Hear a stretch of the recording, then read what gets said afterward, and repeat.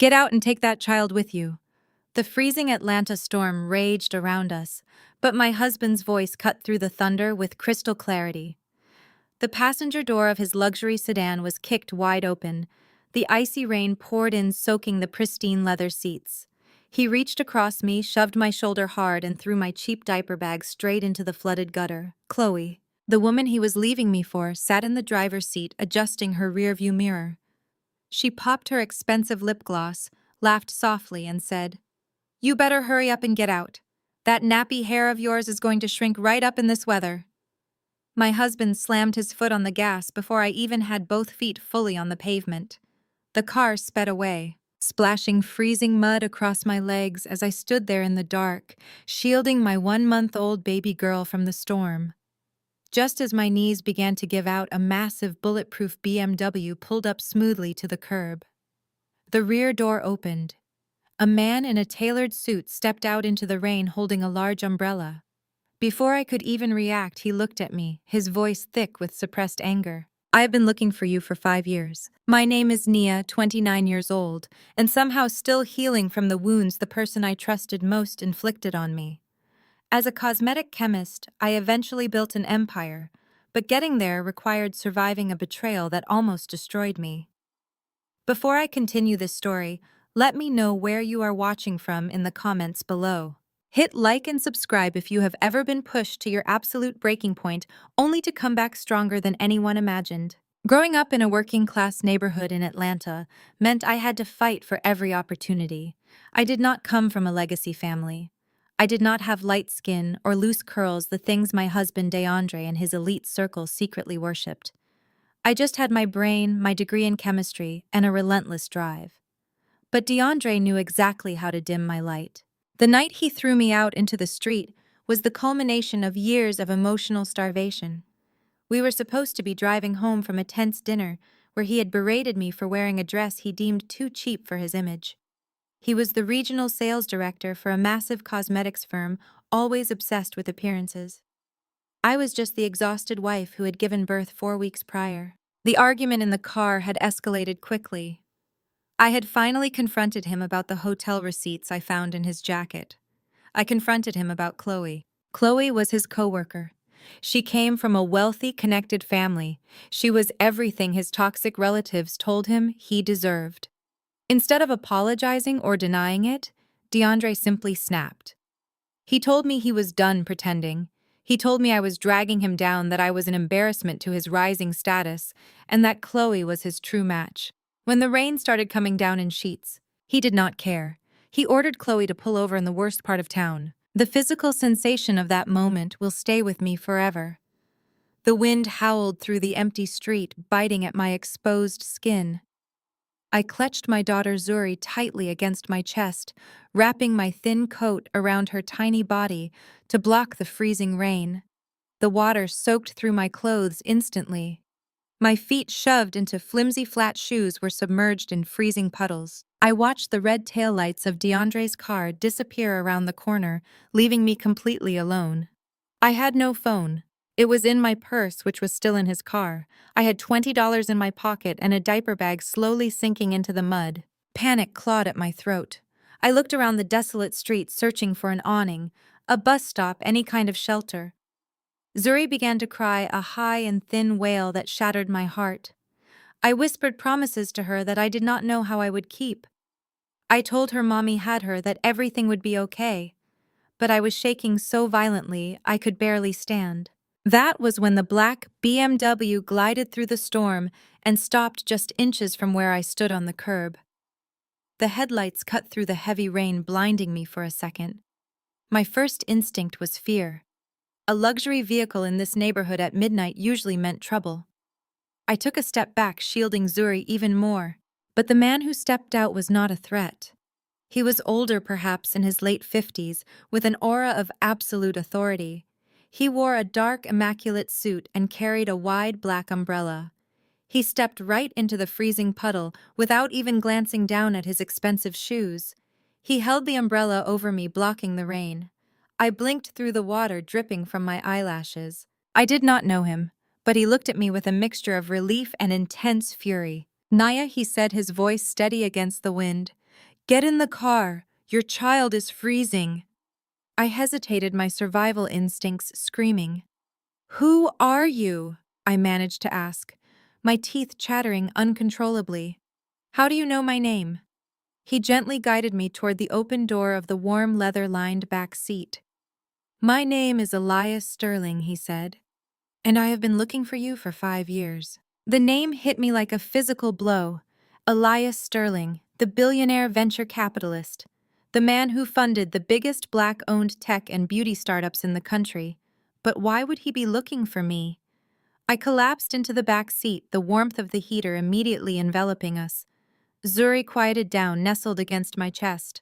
Elias got in the other side, shaking off his umbrella. He handed me a thick, dry wool blanket. I wrapped it around my baby, my hands trembling violently. As the driver pulled away from the curb, Elias turned to me. His expression was a mix of admiration and deep sorrow. You do not know, do you? He asked softly. Know what I asked? My voice barely above a whisper. 5 years ago, you sent a prototype of a botanical hair restoration formula to my investment firm. He said, his eyes never leaving my face. It was the most brilliant piece of cosmetic chemistry my analysts had ever seen. It stabilized organic compounds in a way the industry thought was impossible. I sent a contract to the email address on the file. I offered $2 million in seed funding to start your own laboratory. I stopped breathing. The hum of the car's engine felt entirely too loud. No, I stammered. No, that is not true. DeAndre checked that email account for me. He told me your firm sent a rejection letter. He said they laughed at my submission. He told me the formula was unstable and useless. He said I was wasting my time and needed to focus on supporting his career. Elias' jaw tightened. A muscle leaped in his cheek as he processed the depth of the betrayal. Your husband did not just intercept my offer, Naya. He responded to it. He claimed to be your manager. He tried to negotiate the rights into his own name. When my legal team refused to deal with anyone but the creator, he went dark. He deleted the accounts, changed your phone numbers, and vanished. We lost track of you. I have had private investigators looking for you ever since. I only found you tonight because my team finally flagged a new address connected to his recent corporate merger. The silence in the car was absolute, broken only by the soft, rhythmic sound of the windshield wipers. 5 years. For 5 years, I had believed I was a failure. I had put my degree in a drawer. I had taken menial jobs to pay the rent while DeAndre climbed the corporate ladder. I had cooked, cleaned, and shrunk myself down to make him feel big. I had endured the sneers from his sister Jasmine, who constantly reminded me that I brought nothing to the table. I had endured the condescension from his parents, who told everyone I was lucky DeAndre settled for someone of my pedigree. And all along, he was standing on my neck to make himself look taller. He stole my life, I whispered, the realization settling into my bones like lead. He kept me broke and dependent on purpose. He made me think I was nothing so I would never leave him. Elias nodded slowly. Yes, he did. And based on what I just witnessed on that street corner, he finally decided he no longer needed to pretend. He discarded you because he thinks you have nothing left to offer. He thinks you are powerless. I looked down at Zuri. Her little chest rose and fell evenly. She was safe, she was warm, but she was fatherless because of a monster. The sadness that had been suffocating me for months evaporated. The tears that had been pricking my eyes dried up instantly. A cold, hard knot formed in my stomach, spreading a different kind of heat through my veins. It was not sorrow, it was absolute, unadulterated rage. Elias leaned forward slightly, resting his hands on his silver-handled cane. I can have my driver take you to a hotel, Nia. I can get you a lawyer. We can sue him for everything he has. We can destroy his career by morning. I looked up. I looked out the tinted window at the city lights blurring in the rain. Suing him would give him a chance to fight back. It would give him a chance to play the victim, to use his corporate connections and his mistress' family wealth to drag me through the mud. That was not enough. I did not just want to ruin his current life. I wanted to build the empire he stole from me, and I wanted him to watch me do it from the gutter. I turned to Elias Sterling. I did not cry. My voice did not shake.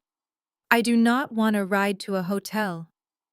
Mr. Sterling, I said, my tone as freezing as the storm outside, and I do not want a lawyer. Not yet. What do you want? He asked, a faint smile playing at the corners of his mouth. I want a laboratory. I want the funding you offered me 5 years ago. I am going to recreate that formula from memory, and I am going to make it 10 times better. I am going to build my own company from the ground up. Elias chuckled, a deep rumbling sound of pure approval. And your husband. I held Zuri a little tighter. My husband believes I am nothing without him. Let him believe that.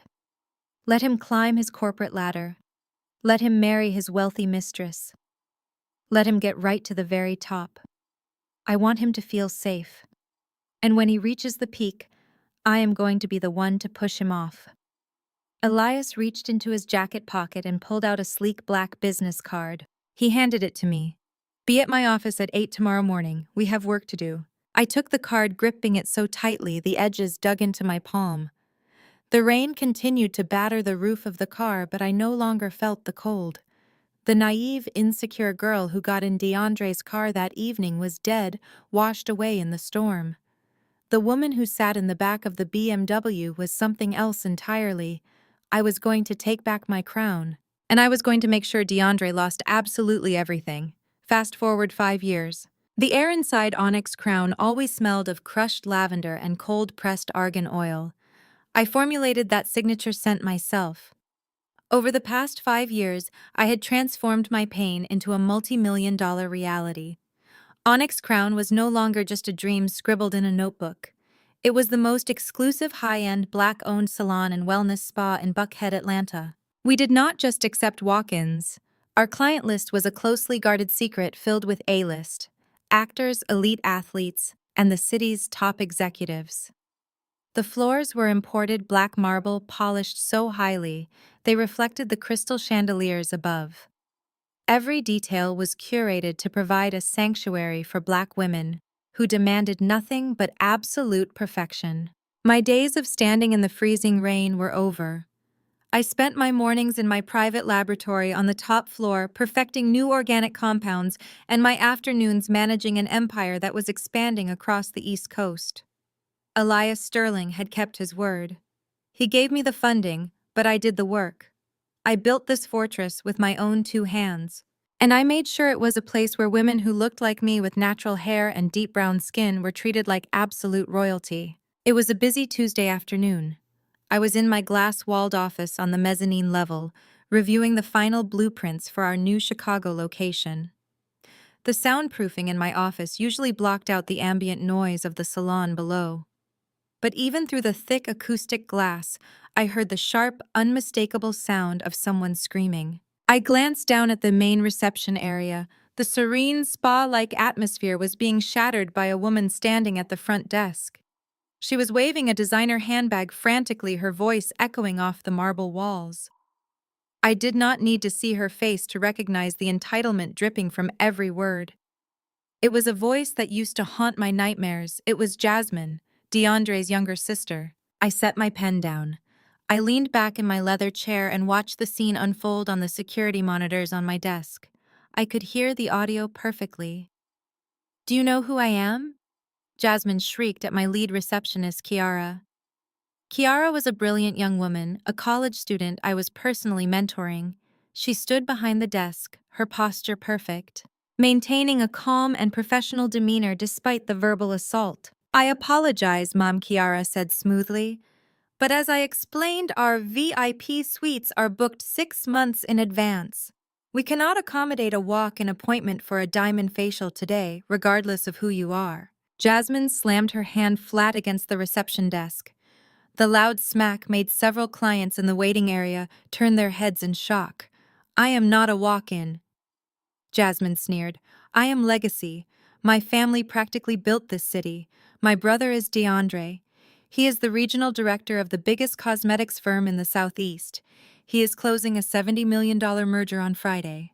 Do you comprehend how much money that is, you little girl? We own half the properties in this zip code." I watched Jasmine pace back and forth.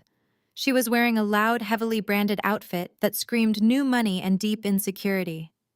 Her hair was bone straight, processed to within an inch of its life, a sharp contrast to the lush, healthy, natural styles of the women sitting comfortably in the waiting area. She looked frantic, desperate to prove she belonged in a space that clearly intimidated her. Kiara did not flinch. "Congratulations on your brother's success, ma'am. However, Onyx Crown operates strictly by appointment. If you would like, I can add you to our waitlist for next February." Next February? Jasmine gasped, clutching her chest as if she had been physically struck. "Are you out of your mind?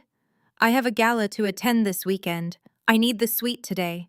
Move someone. Cancel one of these other appointments." Jasmine waved her hand dismissively toward a woman sitting nearby reading a magazine. The woman happened to be a federal judge, though Jasmine clearly had no idea. "I cannot do that," Kiara replied, her voice remaining steady and polite. "Every guest here is treated with equal priority." Jasmine leaned over the desk, her face turning an ugly shade of red. "This is exactly what happens when you let street people work in high-end establishments. You have absolutely no class and no home training. You do not understand how things work for people of my caliber. You probably took the bus here from the South Side this morning.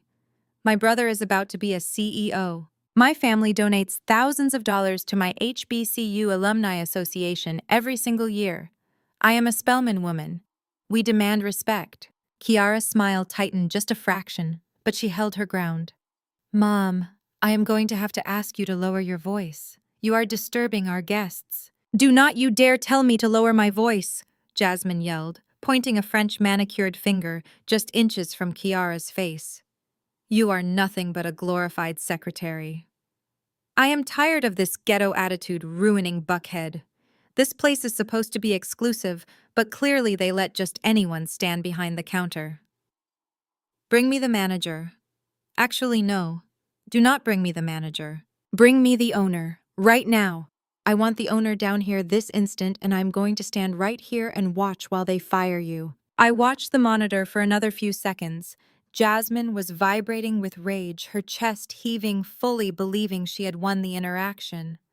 She truly believed that throwing her brother's name around the same brother who had thrown me into the street with nothing gave her the right to dehumanize my staff. She believed that her light skin privilege and her legacy status made her untouchable. 5 years ago, Jasmine used to sit in my small apartment and make those exact same comments to my face. She used to look at my natural hair and ask when I was going to fix it. She used to ask DeAndre why he married someone so unrefined. She used to laugh when he belittled my career aspirations. She was the cheerleader for my destruction. A cold, familiar calm washed over me. I had spent half a decade preparing for the moment my past would intersect with my present. I just did not expect it to be delivered so perfectly to my front door. I stood up from my desk. I smoothed down the jacket of my tailored emerald green Tom Ford suit. The fabric felt like armor. I checked my reflection in the glass. My hair was styled in thick, glorious, natural locks that cascaded down my back, adorned with subtle gold cuffs. My makeup was flawless, highlighting the deep melanin of my skin that Jasmine and DeAndre had always treated as a flaw. I looked like money. I looked like power. I looked like the woman they tried to kill, reborn as an absolute queen. I pressed the button on my intercom. "Kiara," I said, my voice projecting softly through the earpiece she wore. "Do not call security. I am coming down." I walked out of my office and stepped into the private glass elevator that connected the mezzanine to the main lobby. I pressed the button for the ground floor. The elevator descended silently, a transparent cylinder sliding down the center of the grand room. Down below, Jasmine was still ranting. "I will make sure this place is shut down," she barked at Kiara. "You have no idea who you are messing with. My brother will buy this entire building just to bulldoze it and turn it into a parking lot. That is the kind of power we have. You better start packing up your desk." The quiet, elegant ping of the elevator arriving at the ground floor cut through her shouting. The heavy glass doors slid open with a soft whoosh. The lobby went completely silent. The clients in the waiting area lowered their magazines. Kiara took a step back from the desk, respectfully making way. I stepped out of the elevator. The sharp click of my Christian Louboutin heels against the marble floor echoed in the sudden quiet. I walked slowly, deliberately, my posture completely straight. I kept my eyes locked directly on Jasmine. Jasmine turned around to face the elevator. A smug, triumphant smile plastered across her face, clearly expecting an apologetic owner ready to cater to her every whim. She opened her mouth to speak, ready to demand Kiara's immediate termination, but the words never came out. Her mouth hung open. The smug smile vanished instantly, replaced by a look of sheer, unadulterated terror. The color completely drained from her face. She blinked rapidly, her eyes darting from my Tom Ford suit to the gold cuffs in my hair to the undeniable authority with which I carried myself. She took a stumbling step backward, her designer bag slipping from her shoulder and hitting the floor with a dull thud. Her hands began to shake. She looked like she had just seen a ghost. And in a way she had. She was looking at the ghost of the woman she and her brother had murdered 5 years ago in the rain. I stopped walking when I was exactly 3 feet away from her. I did not raise my voice. I did not show an ounce of anger. I just looked at her with the cold, detached curiosity one might reserve for an insect on the sidewalk. "Can I help you, Jasmine?" I asked, my voice smooth and perfectly level. "I heard you were looking for the owner." Jasmine tried to speak. She opened her mouth, but only a dry, raspy sound came out. She stared at me, her mind clearly short-circuiting as she tried to reconcile the wealthy, powerful CEO standing in front of her with the broken, discarded wife she remembered. "Nia," she finally choked out the name, sounding like sandpaper in her throat. "Nia, what are you doing here? Are you the manager?" I smiled. It was not a friendly smile. It was the smile of a predator watching a trap snap shut. "I am not the manager, Jasmine. I own the building. I own the brand. I own the very floor you are standing on right now." The silence in the room was absolute. Jasmine looked around wildly as if expecting someone to pop out and tell her this was a practical joke. But there was no joke. There was only me standing in my fortress holding all the cards. The first layer of my revenge had just walked right into my hands, and I was about to peel it back. Jasmine stared at me for a long, agonizing moment. Her eyes darted from my perfectly tailored suit to the solid gold cuffs woven into my hair. I could see the gears turning in her head violently, rejecting the reality standing right in front of her. Then a sharp, nervous laugh erupted from her throat. She tossed her bone-straight hair over her shoulder, trying desperately to regain the high ground she felt slipping away. "You own this place!" she scoffed, her voice shrill and echoing in the silent, marble-lined lobby. "Right. And I am the Queen of England. Who are you sleeping with to get a management title, Nia? Did Elias Sterling feel sorry for you? Did DeAndre's little charity case finally get a real job and let it go to her head? You are still the same broke, pathetic girl who cried when my brother put her out in the rain. You do not own anything. You are just playing dress-up in a world you will never belong to." I did not blink. I did not raise my voice or show a single ounce of the rage that would have consumed me 5 years ago. I simply walked over to the reception desk, my heels clicking methodically against the floor, and extended my hand to my receptionist. "The tablet, please, Kiara," I said softly. Kiara immediately handed me the sleek iPad used for our exclusive client management database. I tapped the screen, bringing up the master administrative dashboard. I turned the screen slightly so Jasmine could see the glowing Onyx Crown CEO and founder credentials locked at the top of the interface. Her eyes darted across the text, the truth finally beginning to pierce through her thick armor of classist denial. I pulled up her profile. She was not a VIP.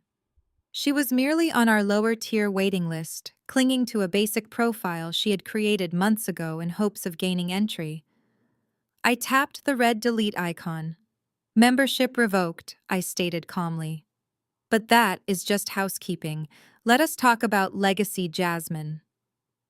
I scrolled down to the corporate philanthropy tab. "You mentioned you are a Spellman woman." I said, my tone conversational, as if we were discussing the weather rather than dismantling her social standing. "You mentioned your family donates thousands to your alumni association.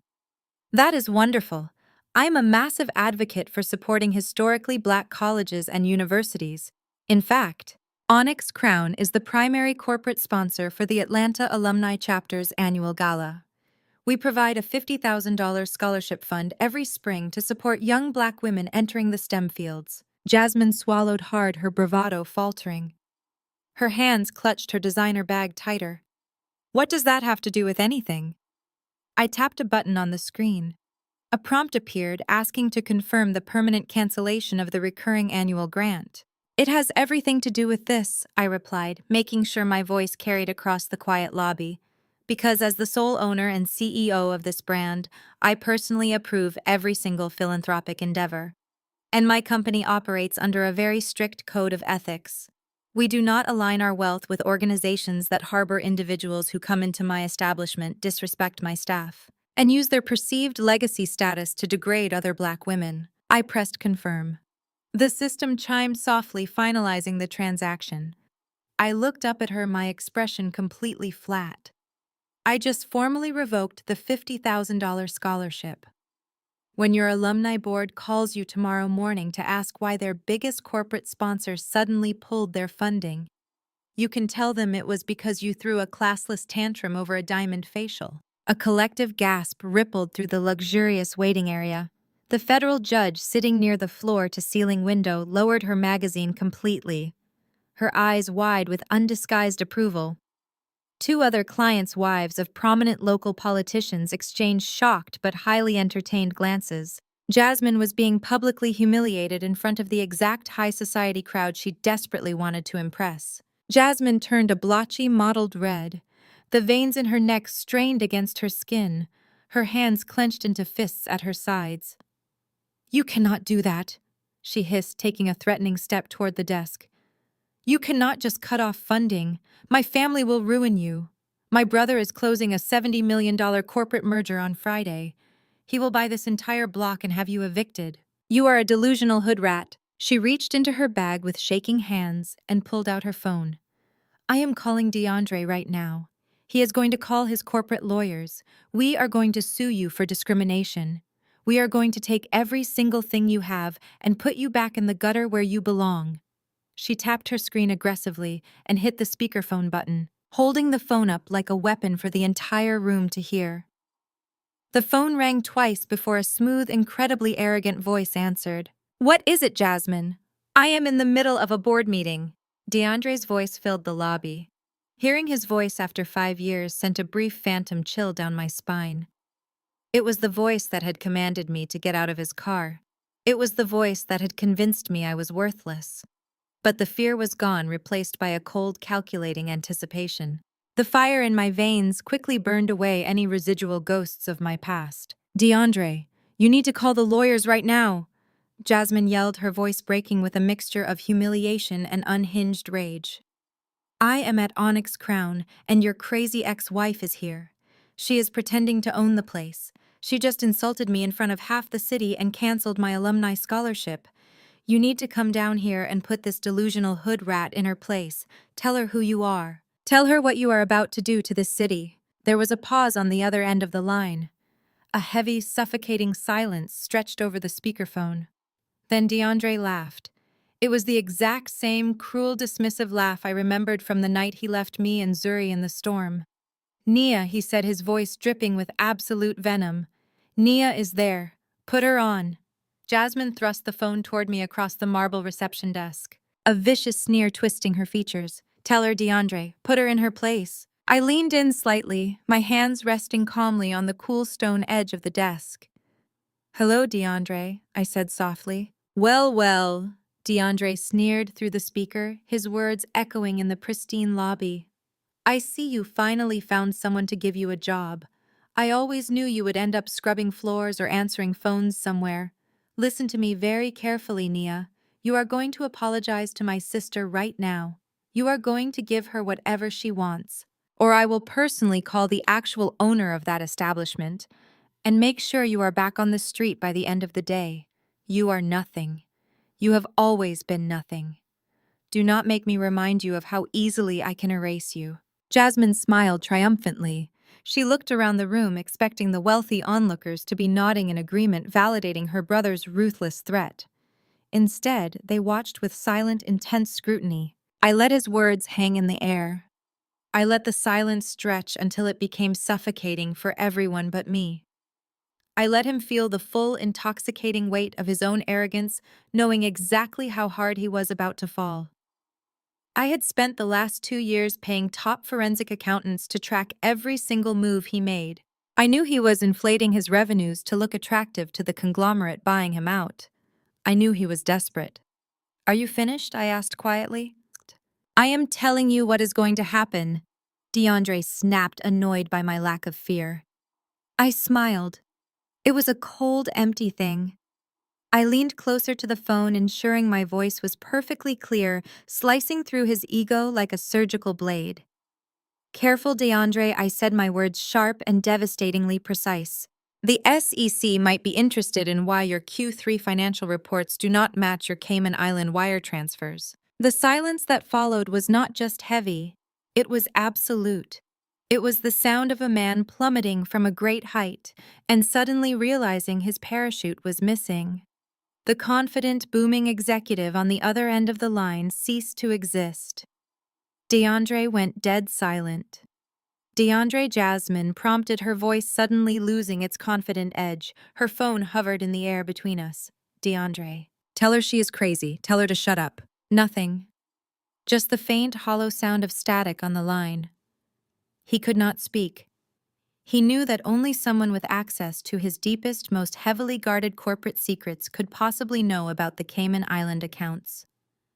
I stood up straight, smoothing my suit jacket one last time. "Have a wonderful board meeting, DeAndre. I will see you at the charity gala this weekend."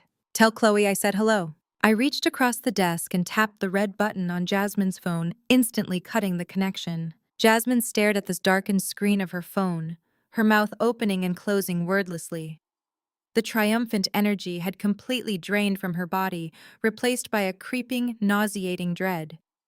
She looked up at me, her eyes wide with a new profound realization.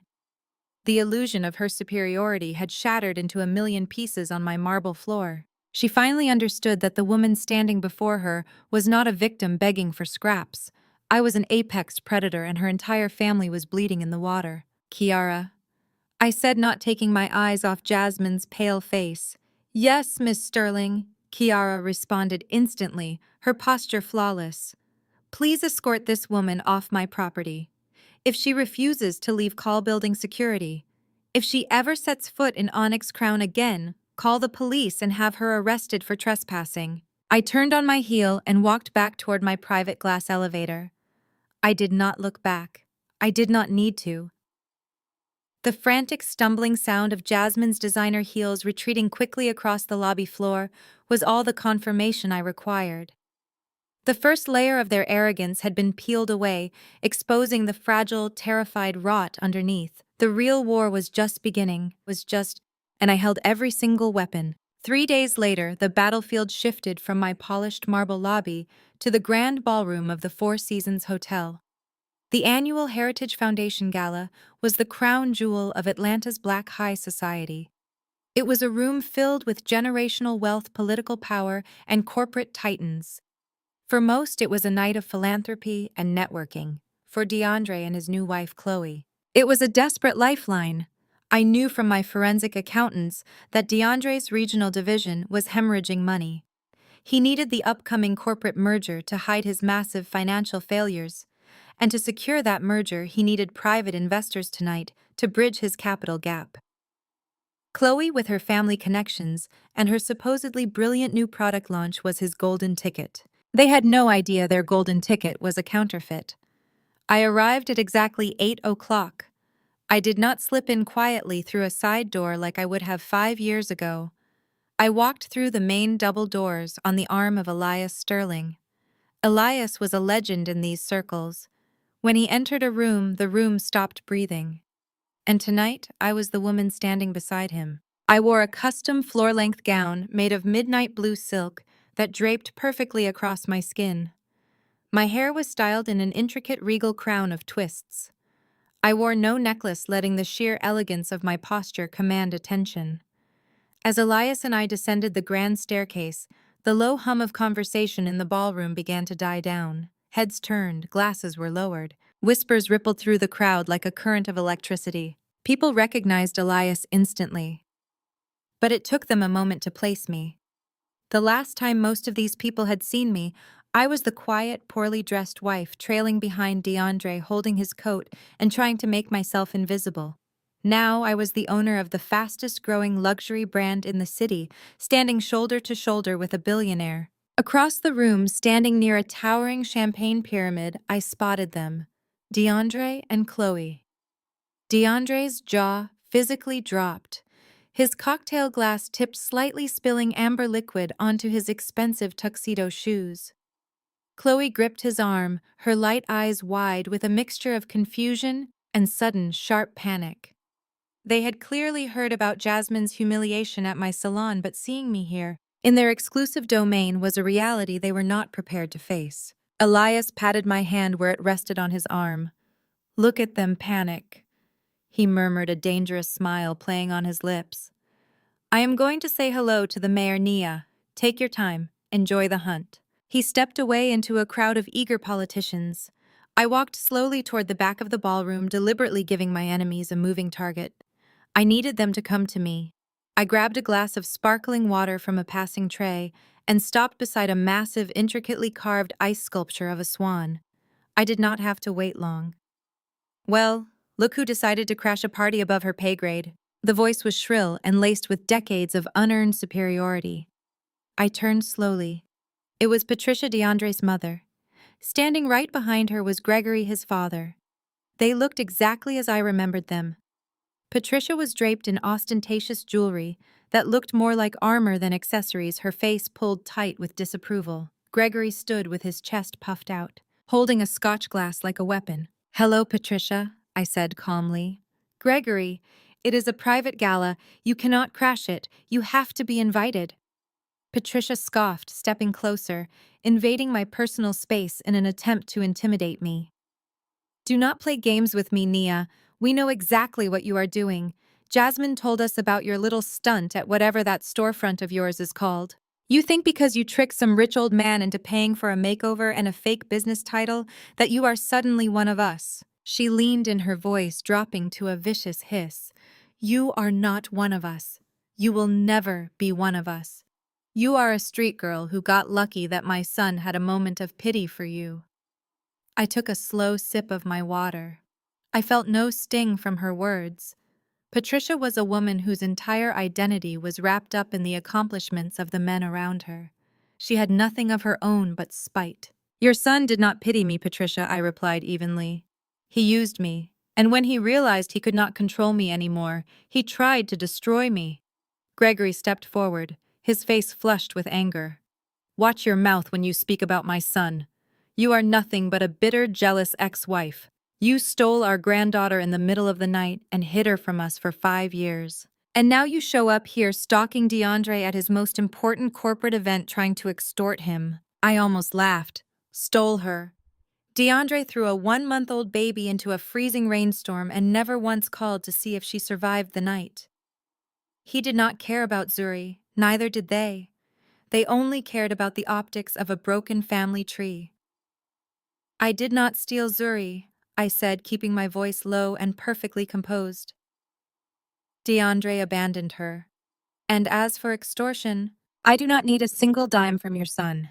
I make more in a quarter than his entire division bills in a year." Patricia rolled her eyes dramatically, waving her diamond-ringed hand in the air.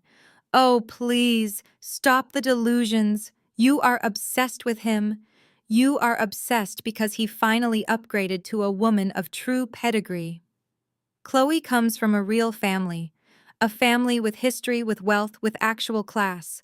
She is a brilliant chemist, launching a revolutionary product tonight. What do you have, Nia? A hair salon where you braid hair for your little street friends." She looked me up and down, her lip curling in disgust. "You thought putting on a silk dress would make DeAndre regret leaving you. It just proves how desperate you are. You still do not fit in here. You are an embarrassment. If you had any dignity left, you would turn around and walk out those doors before security throws you out." The music in the ballroom shifted to a lively jazz number, but the tension in our small corner by the ice sculpture was thick enough to cut with a knife. Gregory crossed his arms, looking at me with pure contempt. Listen to my wife, Nia. We are asking you nicely. Leave. DeAndre is closing a massive deal tonight. Chloe's presentation is going to secure the final investors. Do not ruin this because you cannot handle the fact that he moved on to someone vastly superior to you. I looked past them. The stage at the front of the ballroom was brightly lit. The master of ceremonies was stepping up to the microphone, tapping it twice. The crowd began to murmur, migrating slowly toward the stage for the evening's main event. Chloe was standing near the stairs leading up to the podium. She wore a sparkling silver gown, holding a sleek prototype bottle of her supposed miracle product.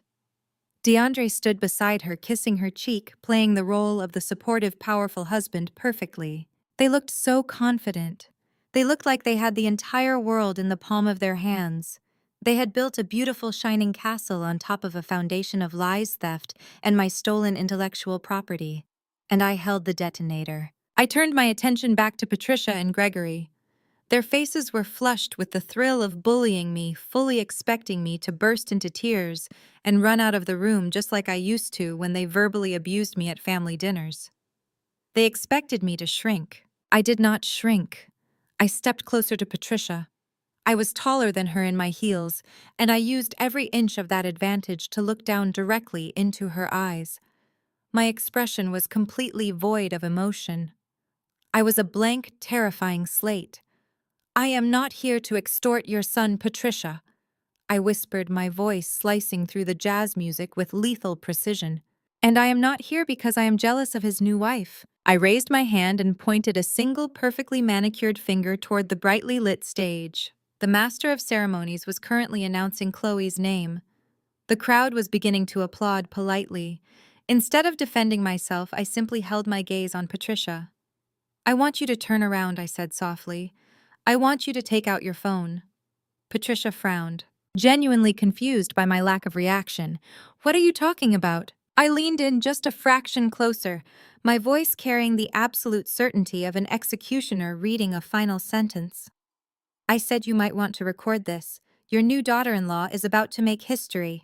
I turned my back on them before they could utter another word. I walked smoothly through the parting crowd, finding a perfect vantage point right in the center of the room, dead ahead of the stage. I watched Chloe step up to the microphone, smiling radiantly, completely unaware that the ground beneath her feet was about to open up and swallow her whole. The ambush from DeAndre's parents was a pathetic opening act. The real show was just about to begin. The stage was bathed in a warm golden spotlight that made Chloe look like an angel of corporate innovation. She gripped the edges of the lucite podium, flashing a bright camera-ready smile. Behind her, a massive digital screen displayed the sleek minimalist logo of her new product line. The name of the brand was written in elegant cursive, Botanical Crown. I almost smirked at the lack of originality. For years, women of color have been forced to choose between healthy hair and manageable hair. Chloe began, her voice echoing perfectly through the state-of-the-art sound system. Her tone was practiced, dripping with a fake empathy that made my stomach turn. We have relied on harsh chemicals that damage our roots and strip our natural moisture. But today, my team and I are introducing a revolution, a fully organic bioactive serum that reconstructs textured hair on a molecular level without a single synthetic compound. The investors sitting at the VIP tables right in front of the stage nodded in unison. These were men and women who controlled millions of dollars in venture capital. They saw the massive, untapped market potential. They saw a beautiful, light-skinned woman from a prominent family, selling them a clean beauty narrative. They were completely sold. DeAndre stood off to the side of the stage. His arms crossed his chest, puffed out with pride. He looked like a man who had just won the lottery. "Thank you for your time," Chloe concluded, gesturing graciously to the crowd. "We have a few minutes before the dinner service begins, so I would love to open the floor to any questions from our potential partners." A microphone stand was positioned in the center aisle between the dining tables. A few investors shifted in their seats, preparing to ask standard financial questions about profit margins and distribution channels. I did not give them the chance. I moved seamlessly through the crowd. My midnight blue gown brushed quietly against the carpet as I stepped up to the microphone.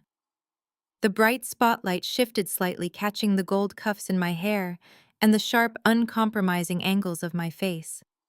The low murmur of the ballroom instantly died down. Up on the stage, Chloe's confident smile froze. Her grip on the podium tightened so hard her knuckles turned white. DeAndre stepped forward out of the shadows, his face contorting into a mask of pure panic. He looked around the room, desperately searching for a security guard to intervene, but he was trapped by the protocol of his own event. He could not cause a scene in front of the very people he was begging for money. I leaned into the microphone, my voice amplified through the ballroom cool resonant and entirely stripped of emotion. "Good evening, Chloe," I said. "It is a fascinating presentation. As a cosmetic chemist, I am always intrigued by claims of molecular reconstruction using purely organic compounds. I have a few technical questions about your formula." Chloe swallowed hard. She glanced at DeAndre, then back at me. Her voice trembled slightly when she spoke. "Of course, we value scientific inquiry. Go ahead." I did not pause. I hit her with a rapid-fire barrage of high-level chemistry that I knew she had absolutely no capacity to understand. "You claim the serum is fully organic and free of synthetic stabilizers?" I began, my tone strictly professional. "Without synthetic emulsifiers, how exactly are you preventing the separation of the lipid barrier and the water-soluble botanical extracts when the product is exposed to ambient humidity above 60%? Furthermore, what is the covalent bond structure of your primary active botanical? And how are you preventing rapid thermal degradation when the consumer applies heat styling tools to their hair?" The silence in the ballroom was deafening. The investors who moments ago were nodding along to her marketing buzzwords now leaned forward, their brows furrowed. They were business people, but they recognized real scientific scrutiny when they heard it. Chloe stared at me blankly. Her mouth opened, but no sound came out. A bead of sweat rolled down her temple, ruining her perfect makeup. She looked like a student who had just been handed an exam in a language she did not speak. She stammered, her voice high and breathless. "The organic compounds naturally bind together through our proprietary blending process. The botanicals are very strong. They protect the hair." I raised an eyebrow, letting her pathetic, unscientific answer hang in the air for everyone to judge. "They just protect the hair," I repeated slowly, ensuring the microphone picked up my absolute disdain. "That is not chemistry, Chloe. That is magic. And unfortunately for your investors, magic does not hold up in a laboratory." I pulled my smartphone from my small clutch. Earlier that evening, I had paid a very generous visit to the audiovisual technician running the control booth at the back of the room. I tapped a single button on my screen. The sleek minimalist logo on the massive screen behind Chloe instantly vanished. It was replaced by a highly complex, color-coded mass spectrometry report. The sudden change caused a collective murmur to ripple through the audience. "If you cannot explain your own formula, allow me to explain it for you," I announced, stepping away from the microphone stand and walking directly toward the edge of the stage. "The graph you are all looking at is a chemical breakdown of the botanical crown prototype. I acquired a sample last week." Chloe stepped back from the podium, her eyes wide with terror. DeAndre was practically vibrating with rage, gesturing wildly at the tech booth, but the technician ignored him completely. "As you can see by the red indicators on the screen," I continued, pointing up at the glaring data, "this formula is not organic. In fact, it is highly acidic. The primary active ingredient is a cheap, unstable derivative of sodium hydroxide masked by heavy artificial fragrances. It is a corrupted, volatile compound. If a black woman with natural, textured hair applies this serum and steps into the sun, the ultraviolet light will trigger a catastrophic chemical reaction." The investors began to whisper frantically among themselves. Several of them pulled out their phones, snapping photos of the data on the screen. I walked right up to the front of the stage, looking directly into Chloe's terrified eyes. "You do not have a breakthrough hair care product, Chloe. You have a biohazard. This formula will cause severe chemical burns to the scalp. It will cause permanent hair loss. It will result in millions of dollars in class action lawsuits before your first quarter even ends." A prominent female investor sitting at the front table stood up, her face pale with shock. Are you saying this product is dangerous? We were told this went through rigorous clinical trials. It went through nothing, I answered, turning to face the investor. Because the woman standing on that stage did not invent it. I turned back to Chloe and DeAndre. I made sure my voice was loud enough to reach the very back of the room. 5 years ago, I drafted the preliminary notes for a botanical compound. I abandoned those notes because the pH levels were too unstable and posed a severe risk of scalp burns. I threw the draft in the trash. Your regional director, DeAndre, dug those notes out of my desk before he left me. He gave my discarded dangerous mistakes to his new wife, and they slapped a shiny label on it to secure your money tonight. The ballroom erupted. The polite, refined atmosphere shattered completely. Investors gasped in horror. Chairs scraped loudly against the floor as several VIPs immediately stood up, grabbing their coats and briefcases, deeply disgusted by the fraud unfolding in front of them. The murmurs turned into loud, angry shouts directed at the stage. You stole my garbage, Chloe, I said softly, looking up at her shaking form. And you tried to sell it to my people. That was the breaking point. DeAndre could no longer maintain his facade. The polished corporate executive vanished, replaced by the desperate, vicious man I knew 5 years ago. He stormed across the stage, his face twisted in absolute fury. He shoved Chloe out of the way so violently, she almost tripped over the hem of her silver gown. He grabbed the microphone from the podium, ripping the cord so hard the stand crashed to the wooden floor. He did not look at the angry investors. He did not attempt to explain the data on the screen. He did not offer a single word of apology or defense regarding the chemical burns his product would cause. His eyes were locked entirely on me, burning with a frantic, unhinged hatred. Shut her up! DeAndre roared into the microphone, his voice distorting through the speakers. Turn off that screen right now. Security, get in here. Grab that woman. She is a corporate spy. She hacked our system. Call the police. I want her arrested right now. He stood on the edge of the stage, pointing a trembling finger down at me as 2 large security guards began pushing their way through the chaotic crowd. He thought he could still control the narrative. He thought brute force and loud accusations could save him from the undeniable scientific evidence glowing brightly behind him. I stood perfectly still, watching the security guards approach. I did not run. I did not panic. I simply looked up at my ex-husband, the man who had thrown me into the freezing rain, and I gave him a cold, empty smile. He had just taken the bait perfectly.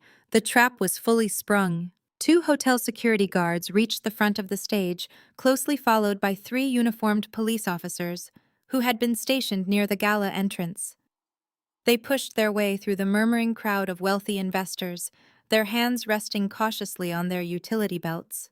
DeAndre's transformation was instant and deeply chilling. The moment he saw the police badges shining under the grand chandeliers, the frantic, unhinged rage completely vanished from his face. He smoothed the lapels of his custom tuxedo, took a deep breath, and morphed effortlessly into the perfect picture of a calm, successful corporate executive dealing with a tragic nuisance. It was the exact same mask he used to wear when he lied to my face about his affairs. Officers, thank God you are here. DeAndre said, his voice carrying a practiced mix of authority and deep sorrow through the microphone. I apologize to everyone for the disruption to this beautiful charitable event. The woman standing before you is my ex-wife, Nia. I am afraid she is deeply unwell. He looked out at the audience, shaking his head with a perfectly executed look of pity. Chloe stepped up beside him, dabbing at her dry eyes with a silk tissue, playing the role of the traumatized bride flawlessly. She has struggled with severe mental instability for years. DeAndre continued, his tone dripping with fake empathy. It is the tragic reason our marriage fell apart. I have tried to be graceful. I have tried to offer her professional help and financial support, but she refuses to accept reality. Her presence here tonight is a desperate, unhinged attempt to ruin my corporate merger out of pure, bitter jealousy. I stood completely still, my face devoid of any emotion. I watched him spin his web of lies, marveling at how easily deception flowed from his tongue. She claims I stole her formula, DeAndre said, projecting his voice to the furthest corners of the massive ballroom. But as any sensible business person in this room knows, documentation is everything. I do not deal in baseless accusations. I deal in facts. DeAndre snapped his fingers at his assistant, who was hovering nervously near the edge of the stage. The assistant practically sprinted over, handing DeAndre a sleek leather portfolio. DeAndre unzipped it quickly and pulled out a crisp, heavy sheet of paper. He held it up high for the police officers and the front row of elite investors to see. "This is a legally binding, notarized intellectual property transfer agreement," DeAndre announced triumphantly. "It is dated exactly 5 years ago, signed by Nia herself. I purchased the rights to her preliminary unfinished notes for $5,000 because she was broke, desperate, and incapable of developing anything on her own. I took a financial risk on her discarded ideas out of sheer pity." He paced the stage like a seasoned trial lawyer delivering a closing argument.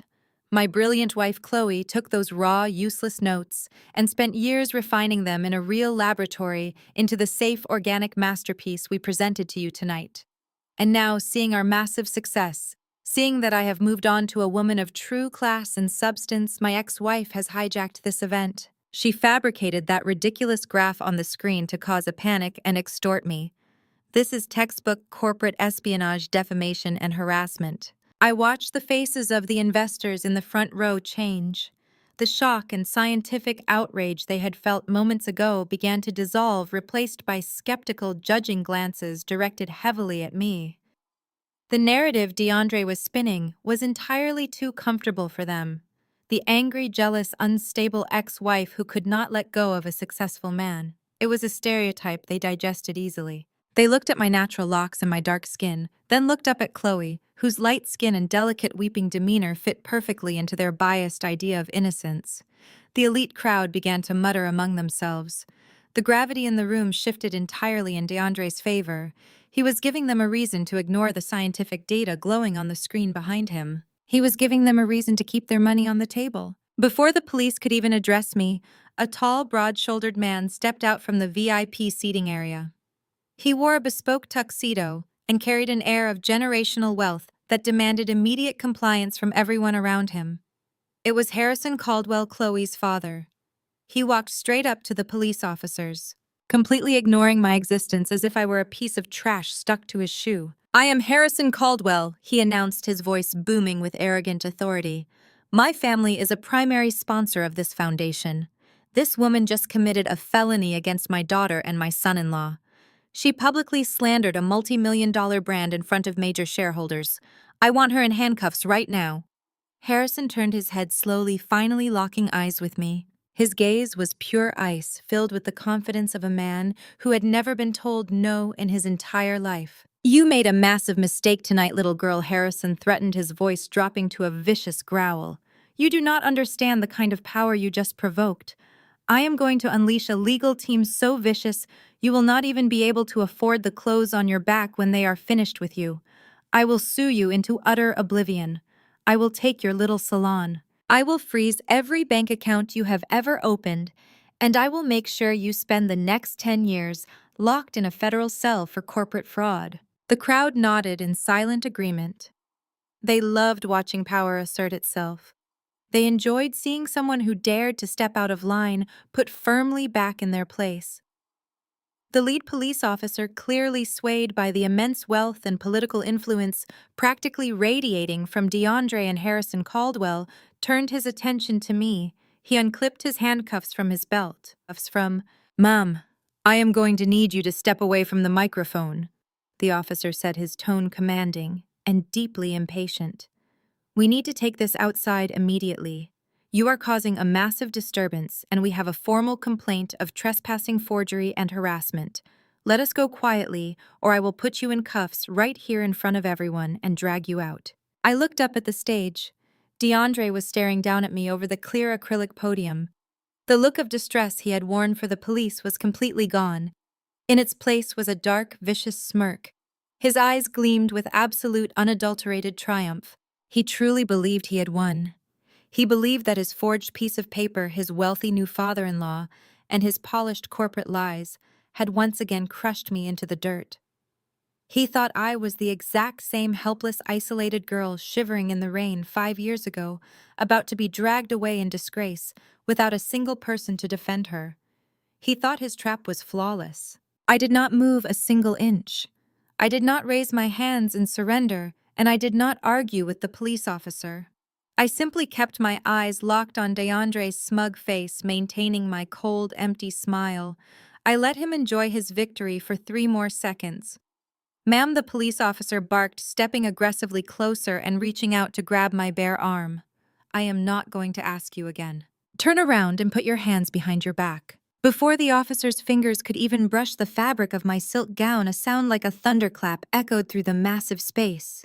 The heavy 20-foot-high solid oak doors at the main entrance of the ballroom burst open with such violent force they slammed against the marble walls.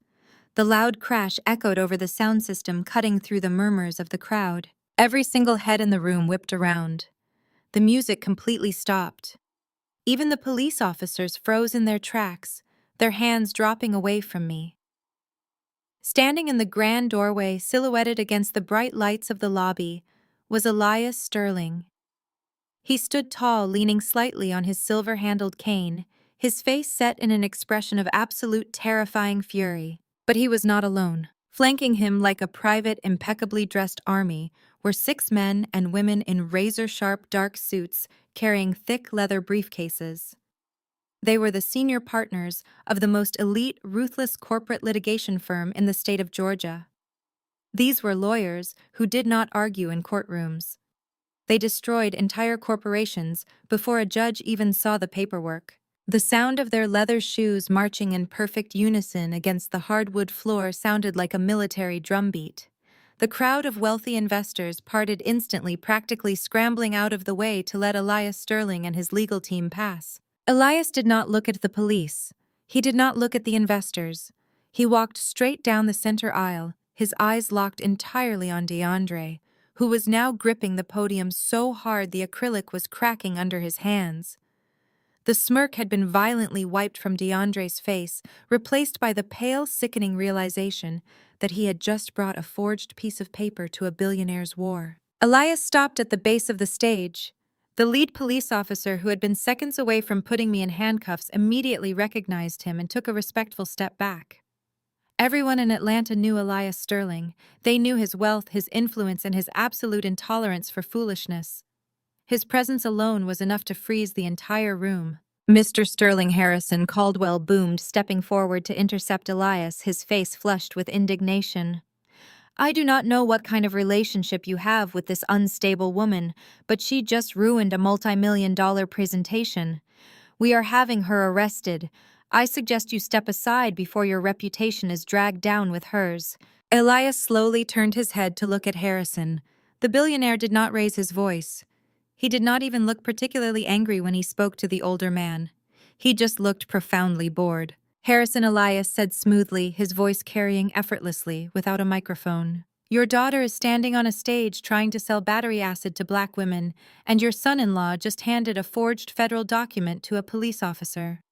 I suggest you close your mouth and sit down before I have my lawyers seize your entire family estate by breakfast." Harrison Caldwell opened his mouth to argue, but the head of Elias' legal team stepped forward, handing him a thick folder. Harrison looked down at the documents, his face draining of all color. He swallowed hard, took a trembling step back, and sank slowly into the nearest chair. He did not speak another word. DeAndre was panicking. He leaned into the microphone, his voice cracking with desperation. "Mr. Sterling, this is a misunderstanding." Nia signed the transfer. "I have the notarized document right here. It is a legal fact. You cannot just walk in here and disrupt a private charity event. You have no jurisdiction here." Elias did not argue with DeAndre. He did not even acknowledge his existence. He turned his back to the stage, completely ignoring the frantic man behind the podium. He gestured to one of his lawyers, who immediately walked over to the audiovisual control booth at the back of the room. The lawyer handed the technician a small silver flash drive. "Play track 1, the lawyer commanded, standing over the technician to ensure absolute compliance. "Turn the master volume all the way up." DeAndre dropped the forged document. He stumbled backward, knocking over his display of the Botanical Crown Serum. The glass bottles shattered against the stage floor, spilling the harsh chemical-smelling liquid everywhere. "Stop!"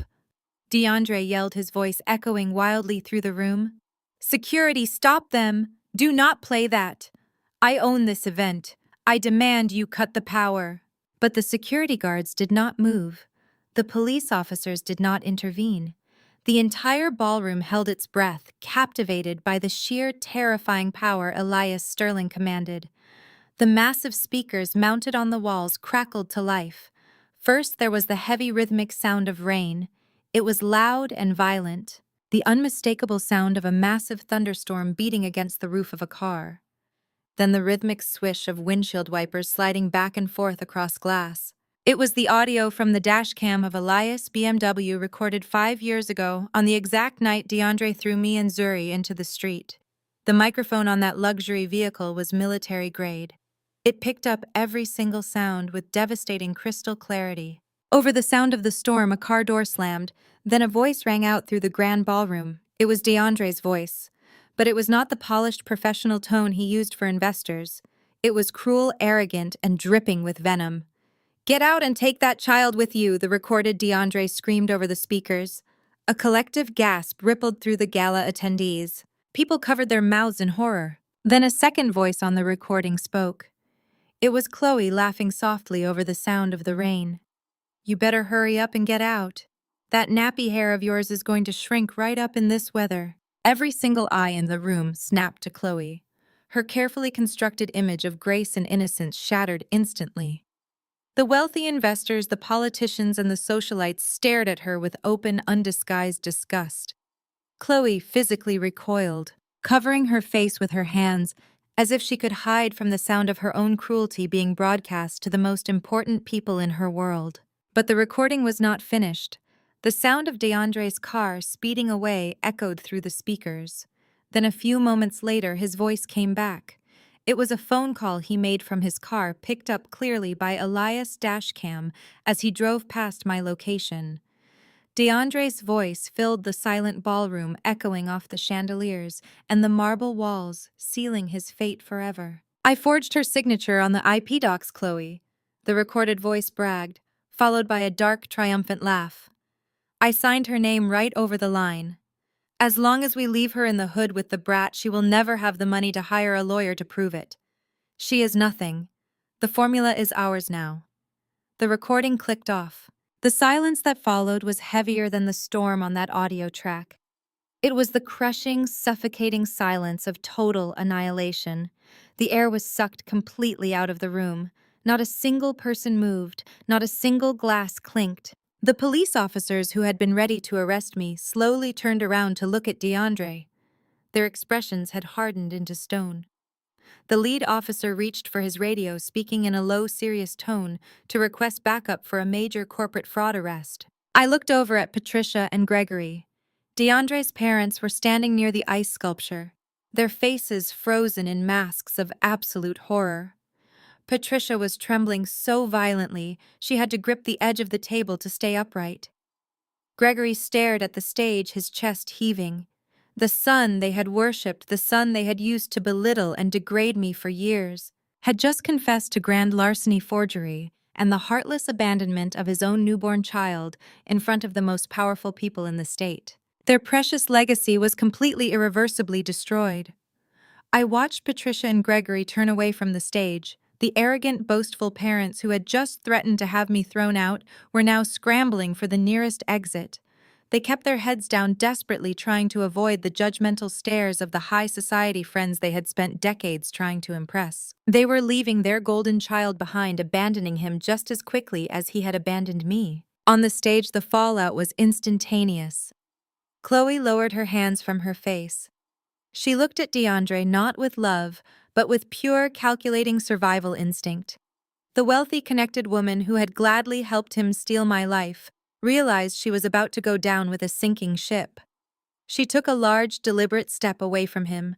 "DeAndre," she whispered, her voice shaking. She looked down at the front row of investors, trying to salvage whatever was left of her reputation.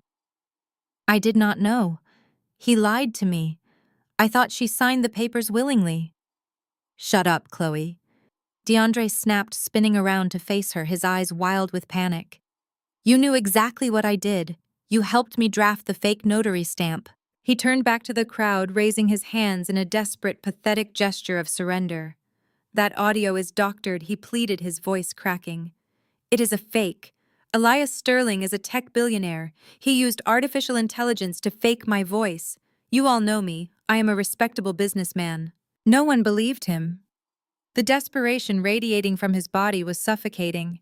He had built his entire life on the perception of power, and now stripped of his lies, he was nothing but a pathetic, cornered thief. Then the final blow was struck. From the center of the VIP section, a man slowly stood up. He was a tall, distinguished gentleman with graying hair and an impeccably tailored suit. He was Richard Vance, the CEO of the massive global conglomerate that was scheduled to acquire DeAndre's failing regional division on Friday. This merger was DeAndre's only hope of covering up his massive financial losses. It was the only thing keeping him out of bankruptcy. Richard Vance did not look angry. He looked completely and utterly disgusted. He picked up a thick leather binder from the table in front of him. It contained the final signed contracts for the $70 million merger. He walked calmly down the aisle, approaching the edge of the stage. DeAndre practically threw himself toward the edge of the stage, falling to his knees. "Mr. Vance, please," DeAndre begged, tears actually forming in his eyes. "Do not listen to this. The merger is solid. The numbers are solid. We can still make you millions. Please, Richard, you know my track record." Richard Vance stopped right in front of the kneeling, weeping DeAndre. He did not say a single word. He simply opened the leather binder, took out the thick stack of signed contracts, and gripped them in both hands. With a slow, deliberate motion, Richard tore the contracts entirely in half. The sound of the thick paper ripping echoed loudly in the silent ballroom. It was the sound of DeAndre's entire corporate empire being reduced to garbage. Richard tossed the torn pieces of paper directly into DeAndre's face. The pieces fluttered down, landing in the puddle of spilled acidic hair serum on the floor. Richard turned his back on DeAndre and walked out of the ballroom without looking back. DeAndre remained on his knees, staring blankly at the ripped papers soaking in the chemicals on the floor. His breathing was shallow and erratic. He had lost his investors. He had lost his corporate merger. He was about to lose his freedom. The police officers stepped up onto the stage, their handcuffs unclipped and ready. But I knew DeAndre. I knew the depths of his deception. He was ruined publicly, but he still thought he had a secret escape route. He still thought he had his offshore accounts and his hidden mansion in the mountains. He still thought he could run. And I was going to let him run, right into the final trap I had set for him. The lead officer stepped directly over the torn, ruined pieces of the $70 million merger contract. The sharp, abrasive crunch of the broken glass serum bottles beneath the officer's heavy black boots broke the suffocating silence in the grand ballroom. The atmosphere had shifted entirely. The luxurious Four Seasons Gala, a place meant for celebrating generational wealth and corporate triumphs, had instantly transformed into a sterile crime scene. The officer did not ask DeAndre to stand up. He grabbed the shoulder of DeAndre's custom-tailored velvet tuxedo and forcefully hauled him to his feet. DeAndre tried to pull away his chest, heaving erratically, sweat pouring down his face and ruining his perfectly groomed appearance. "You cannot do this," he stammered, his voice cracking and echoing through the microphone stand that lay discarded on the floor. "I am a regional director. I am a prominent executive in this city. You are making a massive mistake. That audio recording is a complete fabrication. I demand to speak to the chief of police." The officer ignored his desperate, empty threats. He spun DeAndre around aggressively, pinning his chest against the clear acrylic podium that Chloe had spoken from just minutes before. DeAndre Washington, the officer, announced, his voice carrying absolute, undeniable authority.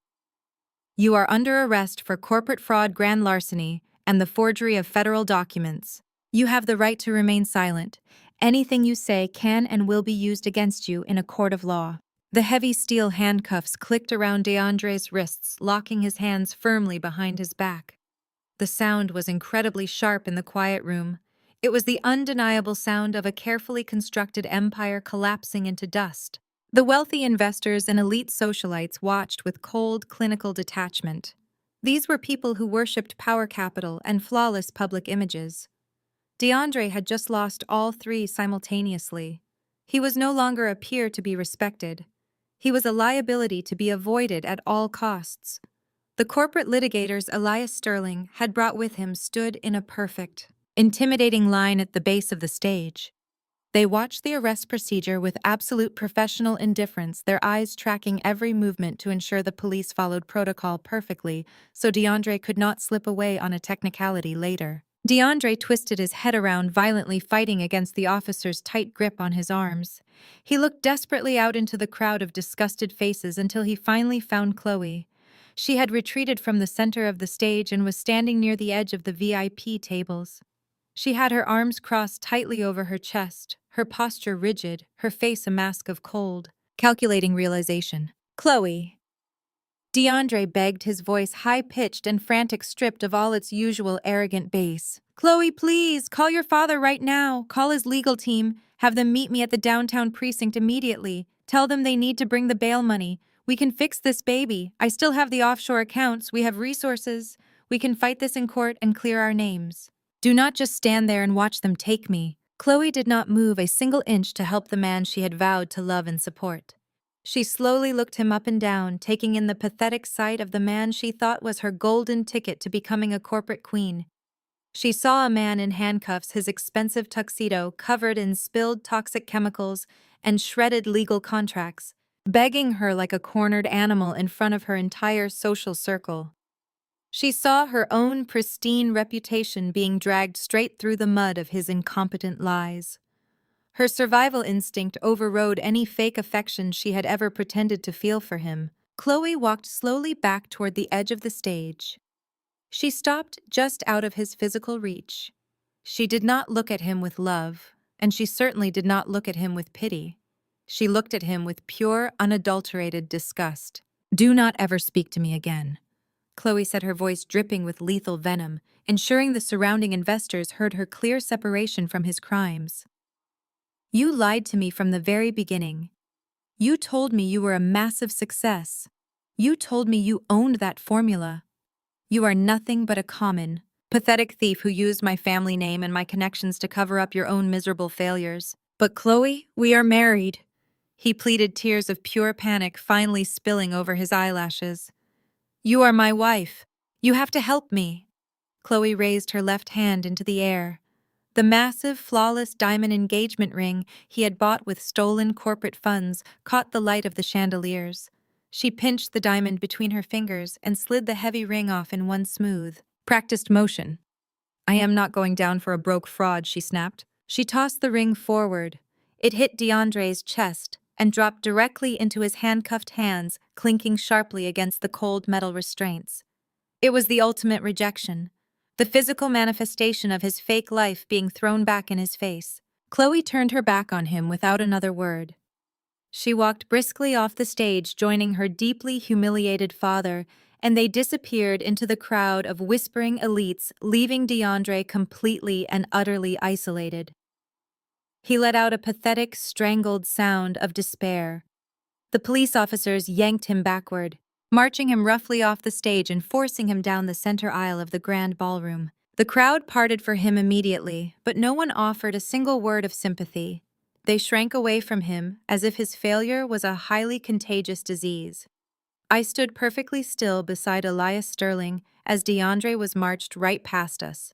He tried to look away desperately, trying to hide his tear-stained face from me, but the humiliation was absolute. He was a broken shell of the tyrant who had terrorized me for years. The officers led him out of the ballroom, through the grand marble lobby, and pushed through the heavy glass doors of the hotel entrance.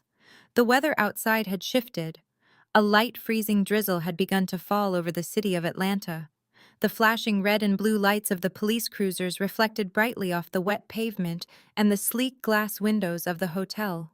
It was a beautiful, poetic symmetry that I had not even planned. 5 years ago, he had violently thrown me into the freezing rain and driven away in a warm luxury car, leaving me to die.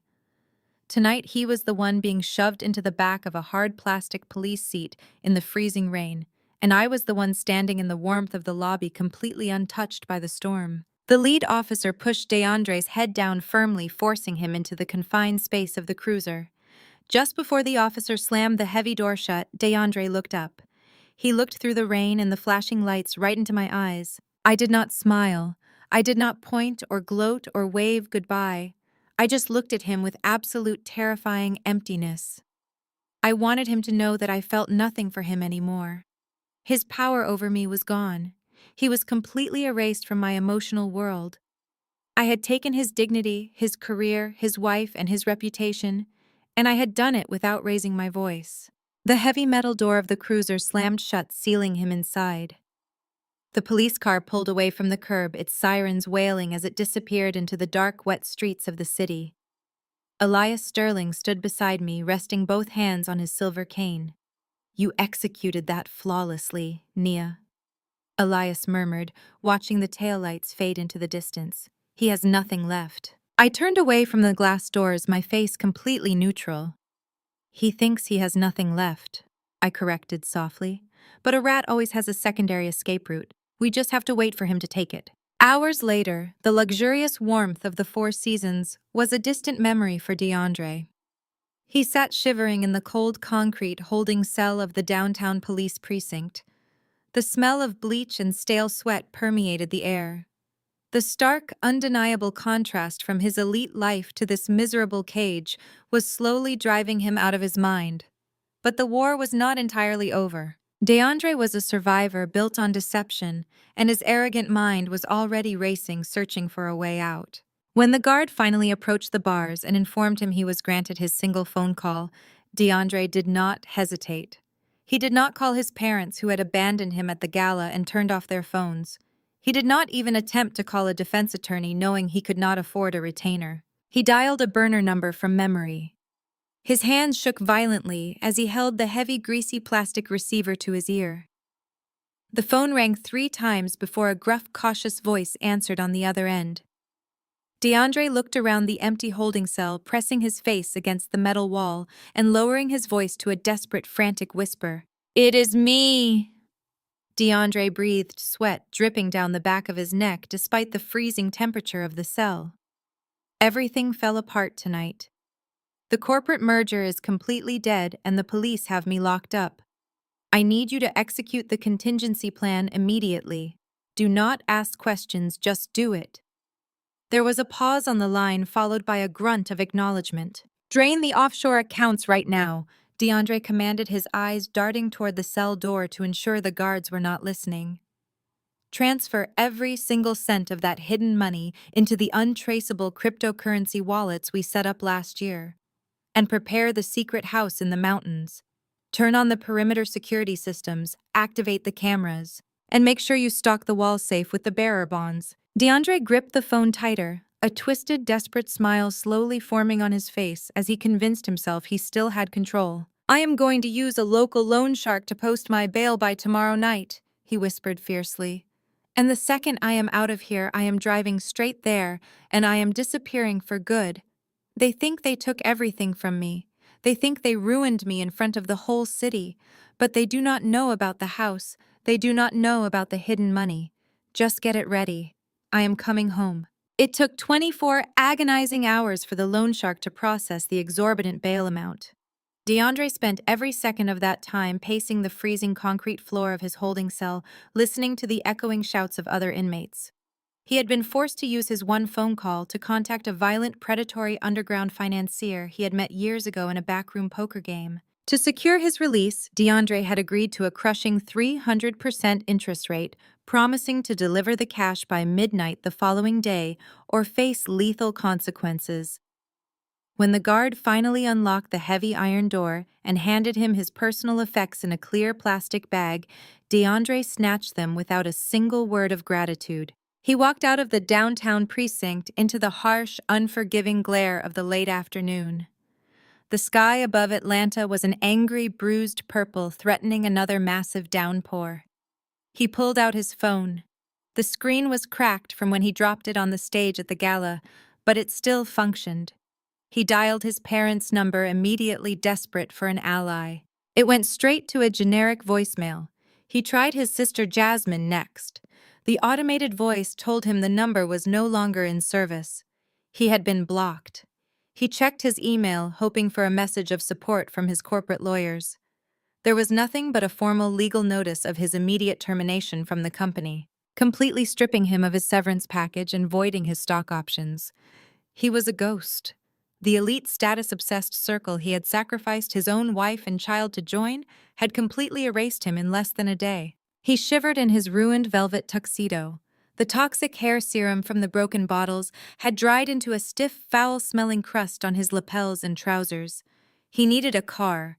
His own luxury vehicles had already been impounded by federal authorities, frozen along with his known domestic bank accounts. He walked 3 blocks in the dropping temperature to a discount rental agency, using a prepaid debit card he had kept hidden in his wallet for extreme emergencies. The clerk behind the counter did not recognize the former high-flying regional director. She just saw a desperate, disheveled man in dirty clothes. She handed him the keys to a 10-year-old beat-up compact sedan that smelled faintly of stale cigarette smoke and damp upholstery. DeAndre got into the driver's seat and slammed the door. The engine sputtered to life with a pathetic grinding whine. As he pulled out of the cramped lot, the bruised sky finally broke open. A massive thunderstorm descended on the state, mirroring the exact same weather from 5 years ago when he had kicked Nia out of his car. But DeAndre did not see the poetic justice. He only saw an inconvenience. He merged onto the highway, gripping the worn plastic steering wheel so tightly his knuckles turned white. He was heading north, driving straight toward the remote, heavily wooded mountains of North Georgia. For the first hour of the drive, the silence in the cheap rental car was suffocating. The windshield wipers squeaked violently against the glass, struggling to keep up with the torrential downpour. The heater barely worked, blowing lukewarm air against his shivering legs. But as the towering city skyline faded in his rearview mirror and the dense, dark trees of the mountains began to swallow the highway, the crushing weight of his public humiliation started to recede. DeAndre's pathological narcissism, the core trait that had driven his entire life, began to kick back in with a vengeance. He started talking to himself, his voice filling the cramped, foul-smelling cabin. "They think they won," he muttered, hitting his palm against the steering wheel. "That arrogant old billionaire and that bitter, jealous ex-wife. They think they took everything. They do not know anything." He pressed his foot down on the gas pedal, forcing the cheap engine to struggle against the steep, winding incline of the mountain road. The anger in his voice slowly shifted into a twisted, manic confidence. He needed to rebuild his ego, and delusion was his favorite tool. "I built that regional division from nothing." DeAndre continued, his eyes wide and frantic in the dark. Chloe was a fool, an absolute amateur. If she had just kept her mouth shut and let me handle the presentation from the start, none of this would have happened. She panicked. And my parents, cowards. The second the pressure hit, they ran away to protect their country club memberships. But I do not need them. I do not need any of them. I never did. He laughed, a sharp, hollow sound that barely pierced the noise of the raging storm outside. He was no longer the weeping, desperate man begging on his knees at the Four Seasons. In his own mind, he was once again the smartest person in the room. He was the ultimate survivor, surrounded by inferiors who simply did not understand his genius. The truth was, DeAndre had been preparing for a potential corporate disaster for years. He knew his financial numbers were manipulated. He knew the massive risk he was taking by faking quarterly reports. That was exactly why he had spent months setting up the ultimate contingency plan. He had used a highly secretive, anonymous shell company based in a tax haven to purchase a hidden sanctuary far away from the city. It was a $3 million smart mansion, buried deep in a gated, ultra-exclusive mountain enclave, where the neighbors were miles apart, and privacy was the only currency that mattered. The property was an architectural masterpiece of glass, steel, and imported stone. It was entirely off the grid, equipped with its own power supply and a state-of-the-art security system. More importantly, it was completely untraceable. His name was nowhere on the deed or the utility bills. The IRS did not know about it. The federal investigators did not know about it. And Nia, the woman he had meticulously hidden his assets from during their divorce, certainly had no clue it existed. "I am a ghost," he whispered to himself, the manic energy radiating from his pores and making him jittery. "I am a literal ghost." He mapped out the next 48 hours in his head with precision. The smart mansion was not just a hiding place. It was a vault. Behind a custom oil painting in the primary suite was a heavy steel wall safe. Inside that safe was a fireproof briefcase containing $2 million in untraceable bearer bonds, several high-quality fake passports he had acquired on the black market, and the digital keys to offshore cryptocurrency accounts that held the rest of his stolen wealth. "I will wait out the storm tonight," DeAndre reasoned aloud, leaning closer to the foggy windshield to see through the driving rain. "Tomorrow morning, I will grab the bonds and the passports. By tomorrow night, I will pay off that miserable loan shark, and then I will be on a private charter out of the country. I will go to a jurisdiction that does not honor federal extradition treaties. I will live like an absolute king, and they will spend the next decade chasing shadows." The thought of outsmarting Elias Sterling and completely escaping Nia's vengeance flooded his veins with a rush of pure adrenaline. He convinced himself that losing his public reputation was just a minor setback. He was simply shedding dead weight. He did not need the corporate title. He had the money, and the money was all that mattered in this world. The GPS on his cracked phone chimed loudly, instructing him to take a sharp left turn onto a private unpaved road. The rental car hit a deep pothole, shaking violently, but DeAndre did not care. He navigated the winding, treacherous path through the dense pine trees for another 4 miles until the road finally smoothed out into a pristine, heated cobblestone driveway. At the end of the driveway stood a massive, imposing wrought iron gate flanked by 2 stone pillars equipped with high-definition security cameras. Beyond the gate, nestled against the side of the mountain, the sleek, modern silhouette of his $3 million sanctuary loomed in the darkness. The massive floor-to-ceiling windows were completely dark, just as he had instructed his associate on the burner phone. The house was in stealth mode, waiting for its master. DeAndre pulled the rental car up to the keypad mounted on the driver's side pillar. He rolled down his window. The freezing rain instantly soaked his shoulder and his face, but he barely felt the cold. He was practically vibrating with anticipation and greedy triumph. He reached out and punched in his highly complex 8-digit access code. He held his breath. For a second, there was only the sound of the rain pelting the roof of the car. Then a sharp electronic beep cut through the storm. The heavy wrought iron gates groaned slowly, swinging inward to welcome him home. DeAndre let out a loud, victorious cheer. He slammed his hand against the steering wheel again, a wide, predatory grin spreading across his face. "I told you," he screamed at the empty passenger seat, imagining Nia sitting there listening to him.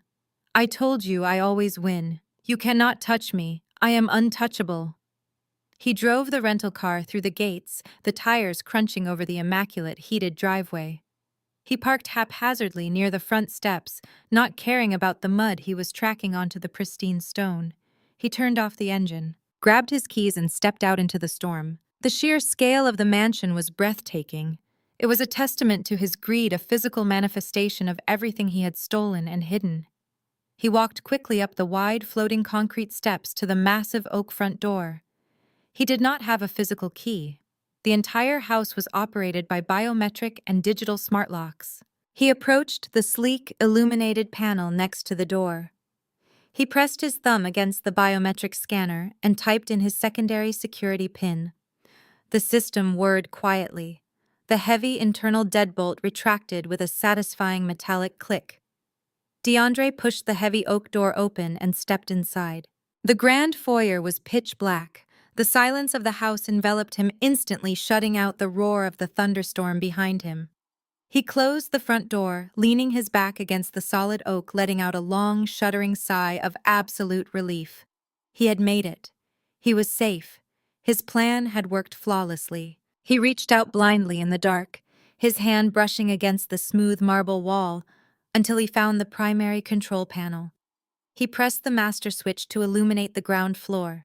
The recessed lighting flared to life, instantly flooding the massive open-concept living area with bright, warm light. DeAndre dropped his keys. They clattered loudly against the imported tile floor. He did not move toward the stairs to get to his safe. He did not take off his ruined jacket. He did not breathe. He stood frozen in the doorway, his eyes wide with a terror so profound it stopped his heart dead in his chest. The lights were on. Sitting directly in the center of the massive custom Italian leather sofa was me. I had changed out of the midnight blue silk gown I wore to the gala. Now I was dressed in a sharp tailored black blazer and matching trousers, looking completely at ease in the luxurious space. A fire was roaring cheerfully in the massive stone fireplace to my left, casting a warm, golden glow across the room and contrasting sharply with the freezing storm raging against the floor-to-ceiling windows behind me. I held a crystal glass filled with an expensive vintage red wine. I took a slow, deliberate sip, my eyes locked on his pale, terrified face. Stepping out from the deep shadows of the grand living room were four men. They were my personal security detail dressed in identical dark suits. They did not draw weapons or make any sudden aggressive movements.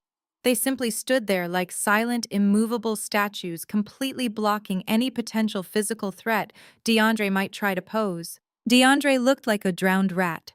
His ruined velvet tuxedo clung to his shivering frame, still reeking of the acidic hair serum he had knocked over hours ago at the hotel.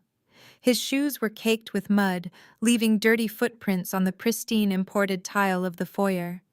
The arrogant, triumphant smile he had worn just seconds ago when the front door unlocked had vanished completely, wiped away by a reality his brain simply could not process. "Nia," he choked out, his voice cracking violently.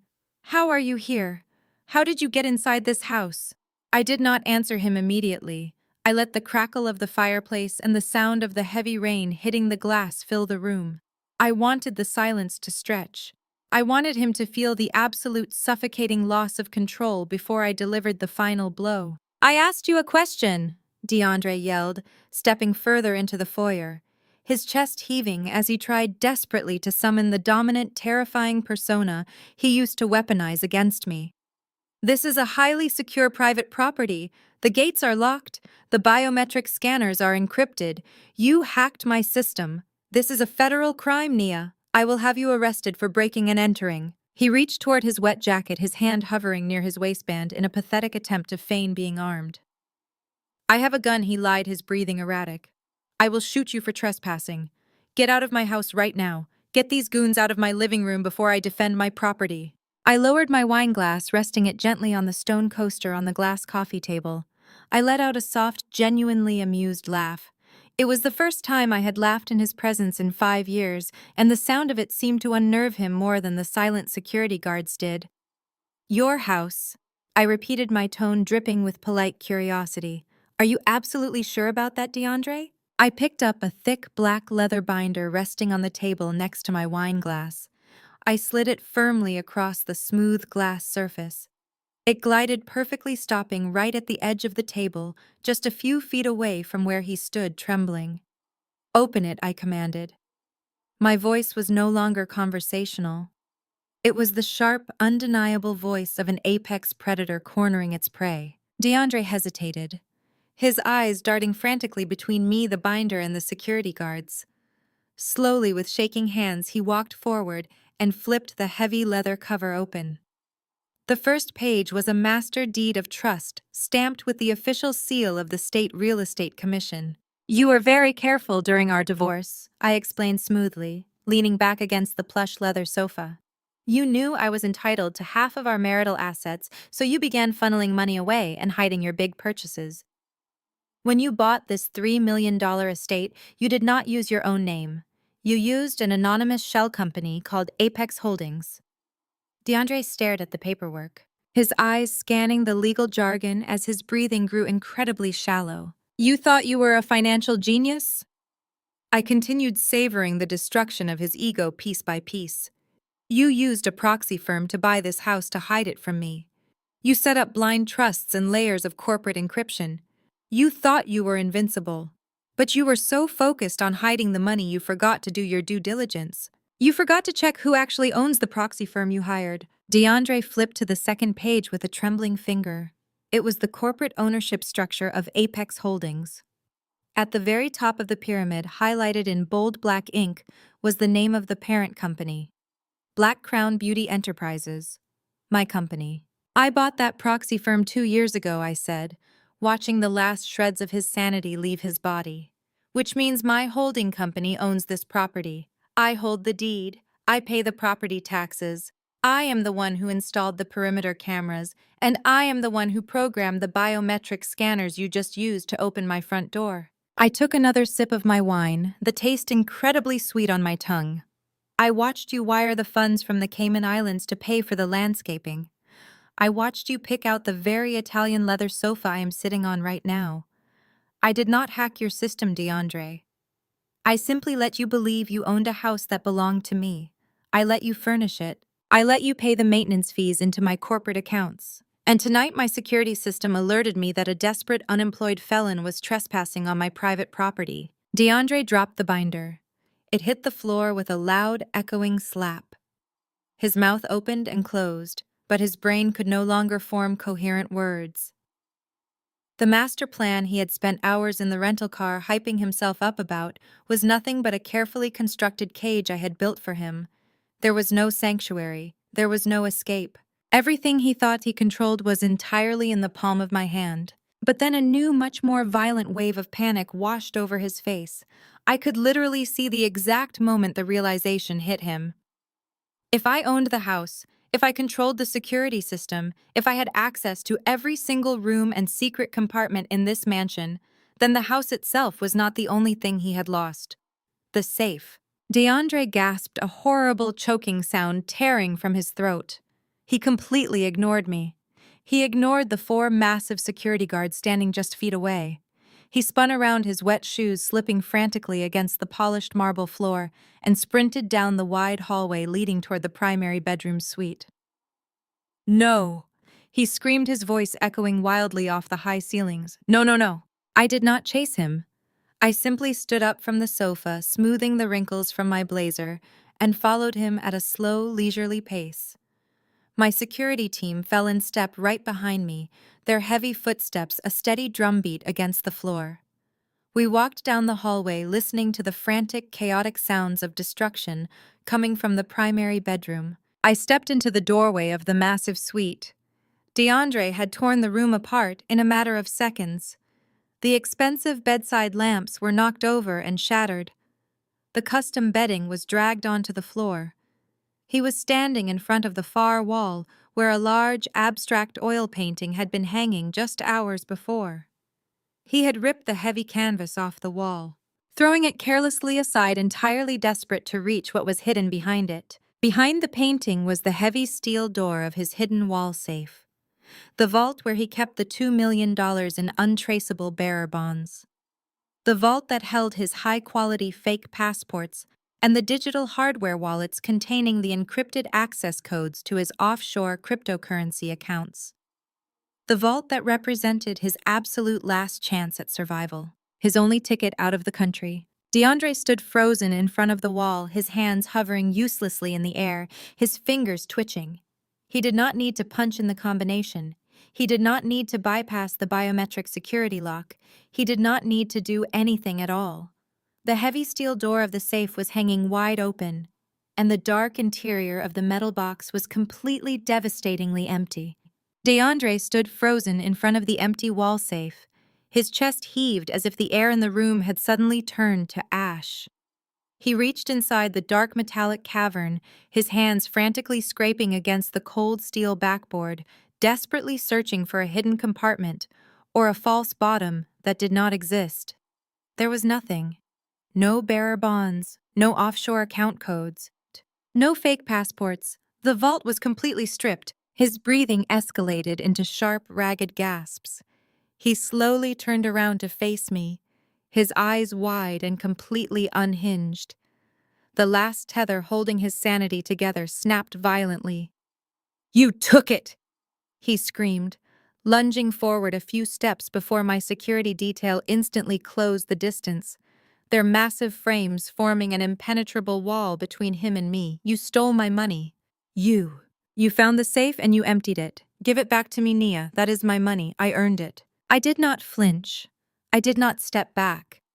I stood perfectly still, watching the absolute destruction of a man who had built his entire life on the belief that he was smarter than everyone else. I did not touch your money, DeAndre, I said, my voice cutting through his chaotic screaming like a razor blade.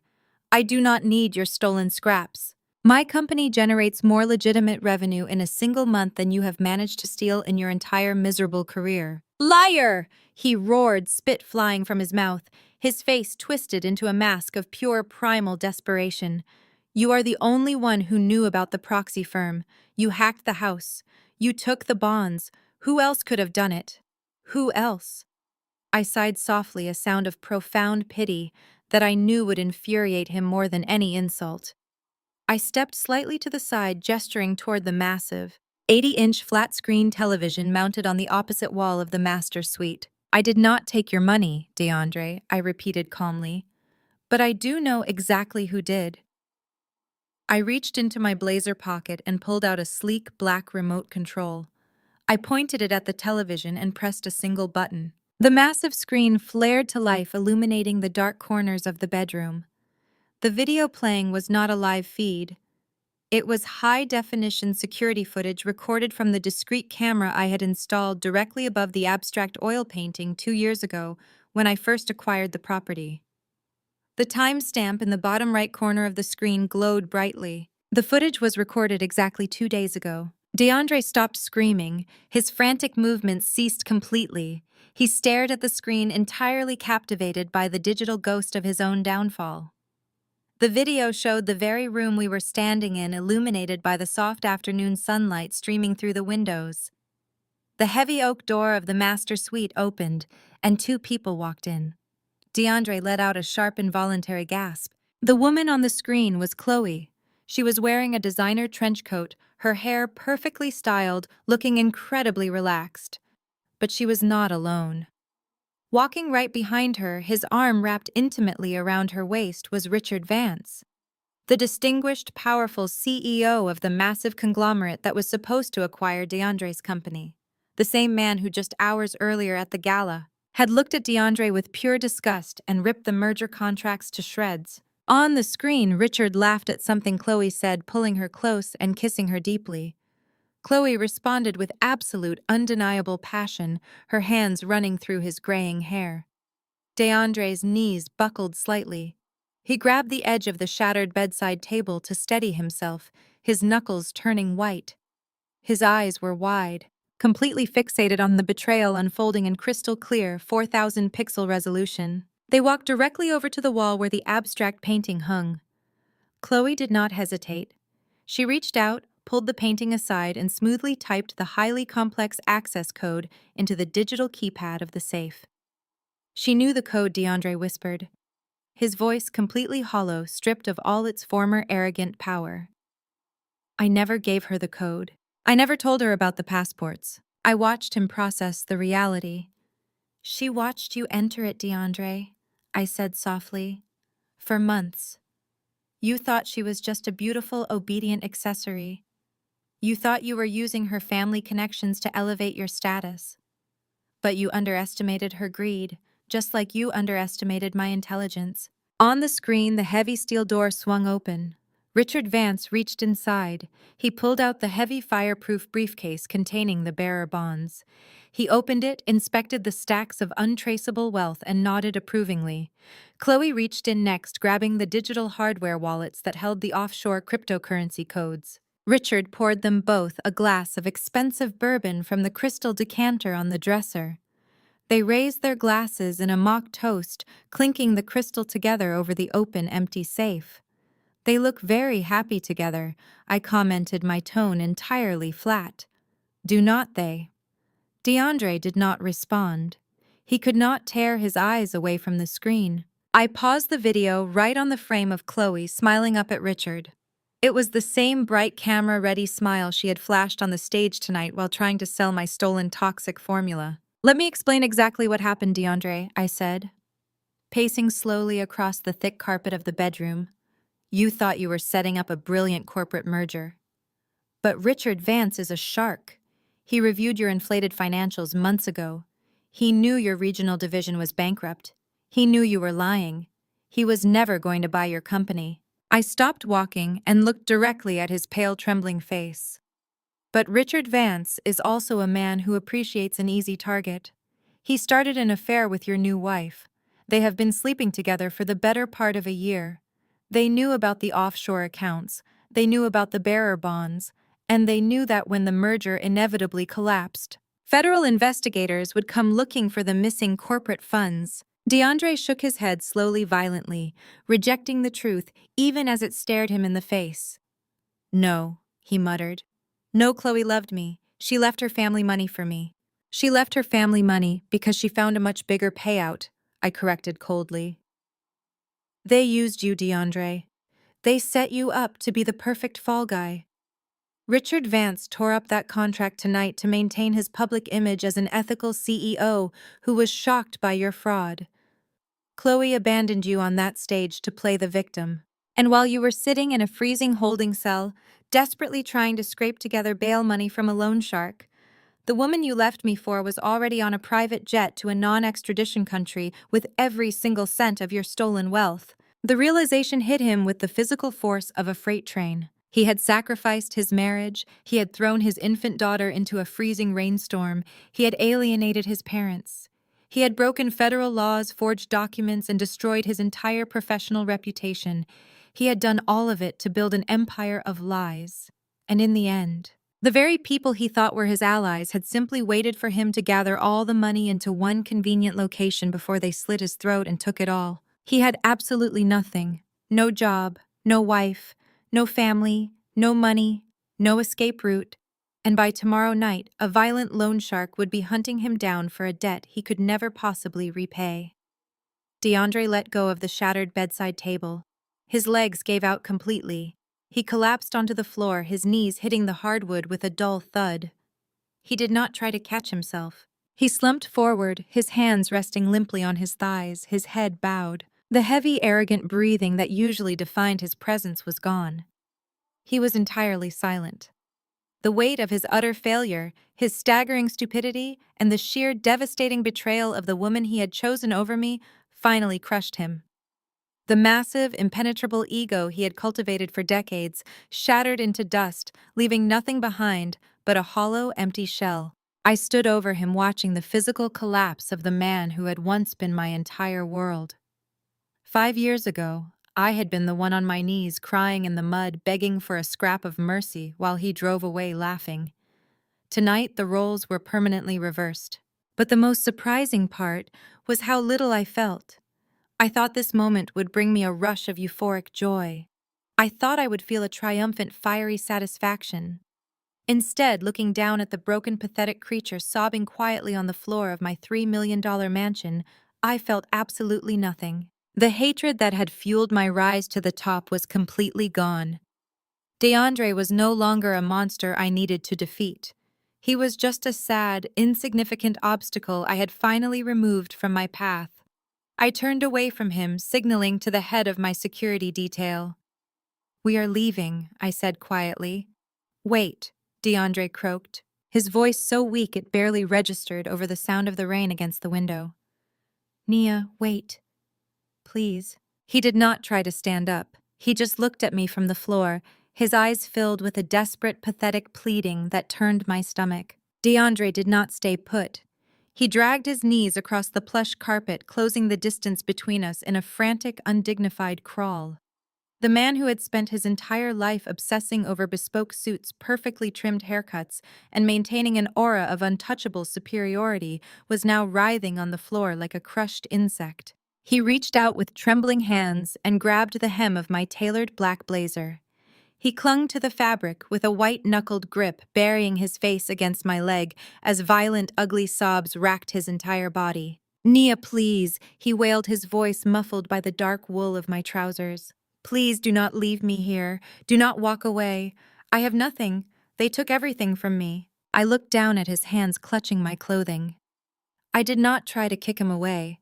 I just let him stain my suit with his tears and the remnants of the toxic hair serum that had dried on his tuxedo. He looked up, his face slick with sweat and snot, his eyes wide and bloodshot. He shifted his tactic immediately, doing what a narcissist always does when cornered. He played the ultimate victim. "I was manipulated." "Nia," he gasped. choking on his own breath as he tried to speak rapidly. Chloe poisoned my mind. She targeted me because of my position at the company. I was sick in the head. The stress of the regional director job, the pressure to succeed for my family, it broke me. I was not in my right mind when I took that formula from you. I swear to you, I never wanted to hurt you. I was confused, I was weak. I stared at him, marveling at the sheer audacity of his lies. Confused.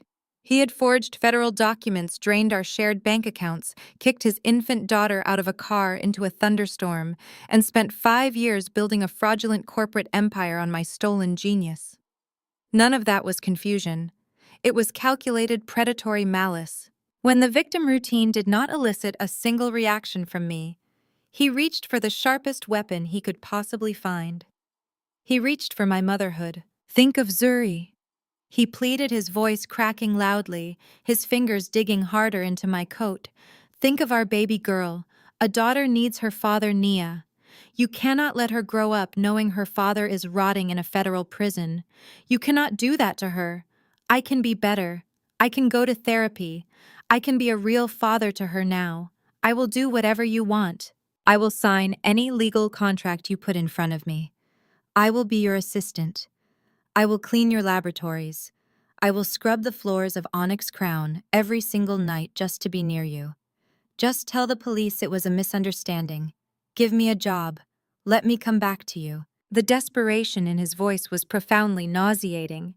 He was willing to publicly become a slave just to save his own skin. He had absolutely no genuine love for Zuri. He had not asked about her health, her schooling, or her well-being once in 5 years. He did not know her favorite color, her loud laugh, or the way she scrunched her nose when she was concentrating on a puzzle. He was just using a 5-year-old child as a human shield to block the consequences of his own criminal actions. Before I could tell him exactly how disgusting he was, a sharp, jarring sound interrupted his pathetic monologue. It was his phone.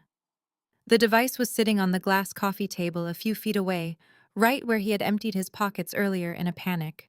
The cracked screen illuminated the dark room, vibrating aggressively against the smooth glass surface. The caller ID flashed brightly in the dim light. It was his sister, Jasmine. DeAndre ignored it completely.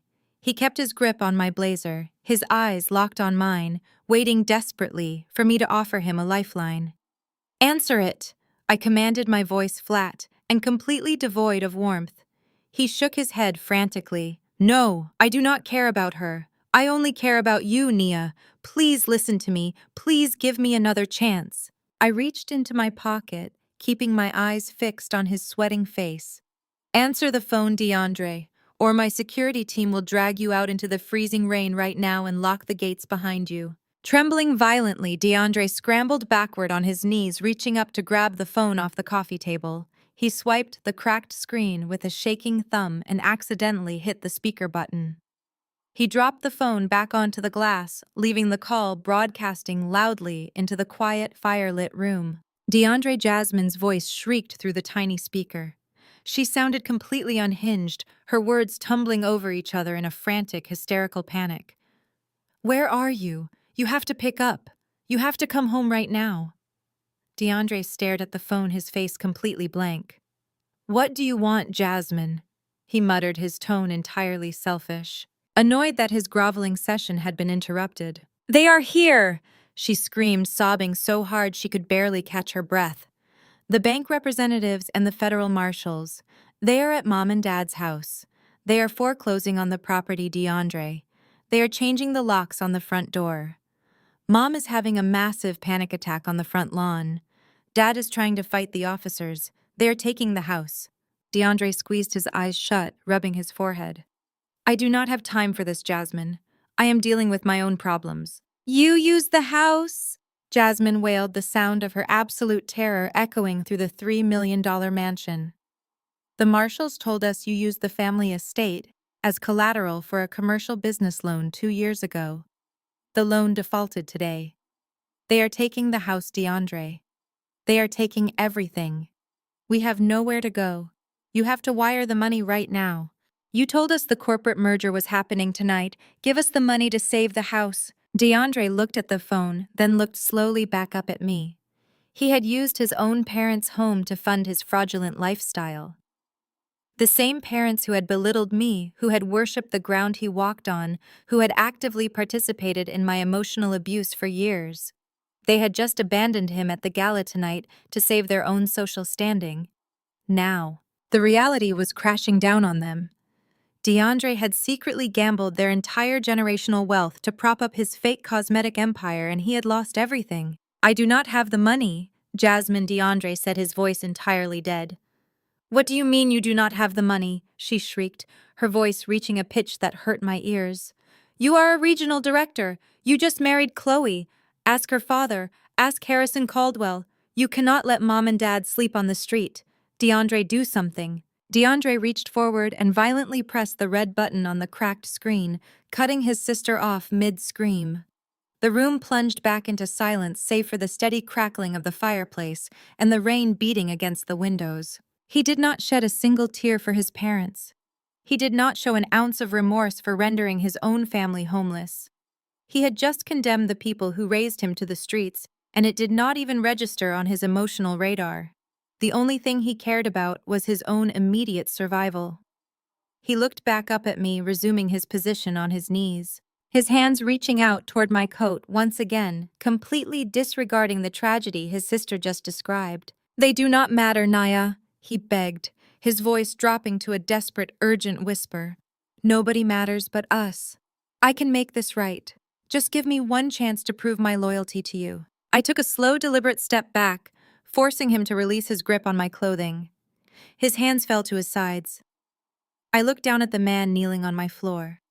I looked at the mud on his expensive shoes, the foul-smelling chemicals staining his clothes, the pathetic, cowardly tears streaming down his face. I searched my heart for a reaction. I waited for the surge of emotion to hit me. Years ago, seeing him in pain would have destroyed me. I would have rushed to comfort him, sacrificing my own peace to fix his problems. Even months ago, seeing him brought this low might have ignited a spark of fiery, vindictive joy. I had planned this revenge meticulously for 5 long years. I had paid forensic accountants to track his hidden offshore accounts. I had quietly bought his anonymous proxy firm. I had ruined his high society gala, dismantled his career, and cornered him in his own secret sanctuary. I thought this final moment of victory would be explosive. I thought I would scream at him, tell him exactly how much he had hurt me that night in the rain, and demand an apology on behalf of my daughter. But as I looked at him now begging on my imported floor, I realized the profound truth of my healing. He was not worth my anger. Anger requires passion. Anger requires a connection. Anger means you still care on some deeply fundamental level about the person who hurt you. Anger means they still hold power over your emotions. I felt nothing. It was a profound, absolute emptiness. My heart was completely steady. My breathing was perfectly calm. I was looking at a total stranger, a pathetic, hollow, deeply broken stranger who had accidentally stumbled into my orbit and was now being swept away like dust. There was no pity in my chest. There was no sadness for the life we used to have. There was only a cold, sterile indifference. He had finally become exactly what he always told me I was. Nothing. "Get up," I said quietly. My voice did not shake. It held no malice and no compassion. It was simply an instruction. DeAndre blinked, looking up at me with a glimmer of foolish hope, thinking my calm demeanor meant I was going to save him. My security guard stepped forward, grabbing him roughly by the arms and hoisting him to his feet. He cried out in surprise, struggling weakly against their massive grips. "You are trespassing on my property," I stated calmly, turning my back on him and walking toward the grand foyer. "Remove him, Nia, no," he screamed, his voice shattering as the guards began dragging him backward toward the front door. "Nia, you cannot do this. I am your husband. I am Zura's father. Please." The heavy oak door swung open, letting the freezing storm blow into the house. The guards threw him out onto the wet stone steps. He landed hard, sliding in the mud. He scrambled to his knees, reaching out toward the warm light of the doorway, his mouth open in a silent scream of ultimate despair. I stood in the foyer, watching him shiver in the dark. I reached out and pressed the button on the smart panel. The heavy door swung shut, locking automatically with a solid metallic click, sealing him out in the cold rain forever. Through the reinforced security glass of the grand entryway, I watched DeAndre throw his entire weight against the heavy oak. His fists pounded frantically against the barrier, but the soundproof engineering of the mansion reduced his screaming to absolute silence on my end. His mouth was open wide, his face contorted in an ugly mask of pure terror. The freezing rain battered his shoulders, washing away the last remnants of his expensive cologne and the toxic hair serum that had ruined his life. He looked exactly like the pathetic empty fraud he had always been. I walked over to the sleek digital intercom panel mounted on the marble wall. I pressed the external broadcast button. My voice carried out into the storm through the hidden exterior speakers, crisp and commanding, slicing right through the thunder. 5 years ago, you told me to take my child and get out into the rain. I did exactly what you asked. Now it is your turn. I did not wait to see his reaction. I released the button, cutting off the microphone. I turned my back to the door and walked away. My security team fell in seamlessly behind me as we headed toward the heated underground garage where my waiting SUV was parked. I was leaving the $3 million property exactly as I found it. Empty. DeAndre was now trapped outside a fortress he thought he owned miles away from civilization, with a violent loan shark hunting him down and federal marshals waiting to put him in handcuffs. The universe was finally balancing its scales, and I did not need to stick around to watch him drown. The next morning, the violent thunderstorm had completely passed, leaving the city of Atlanta washed clean and sparkling under a brilliant cloudless blue sky. I sat in the dining area of my penthouse. The walls were made entirely of floor-to-ceiling glass, offering an unobstructed, breathtaking view of the city skyline. The space was filled with bright golden sunlight, a stark and beautiful contrast to the dark, freezing street corner where this entire journey had begun. The smell of freshly brewed espresso and warm vanilla pancakes drifted from the open kitchen. There was no tension in the air. There was no fear of being belittled or criticized.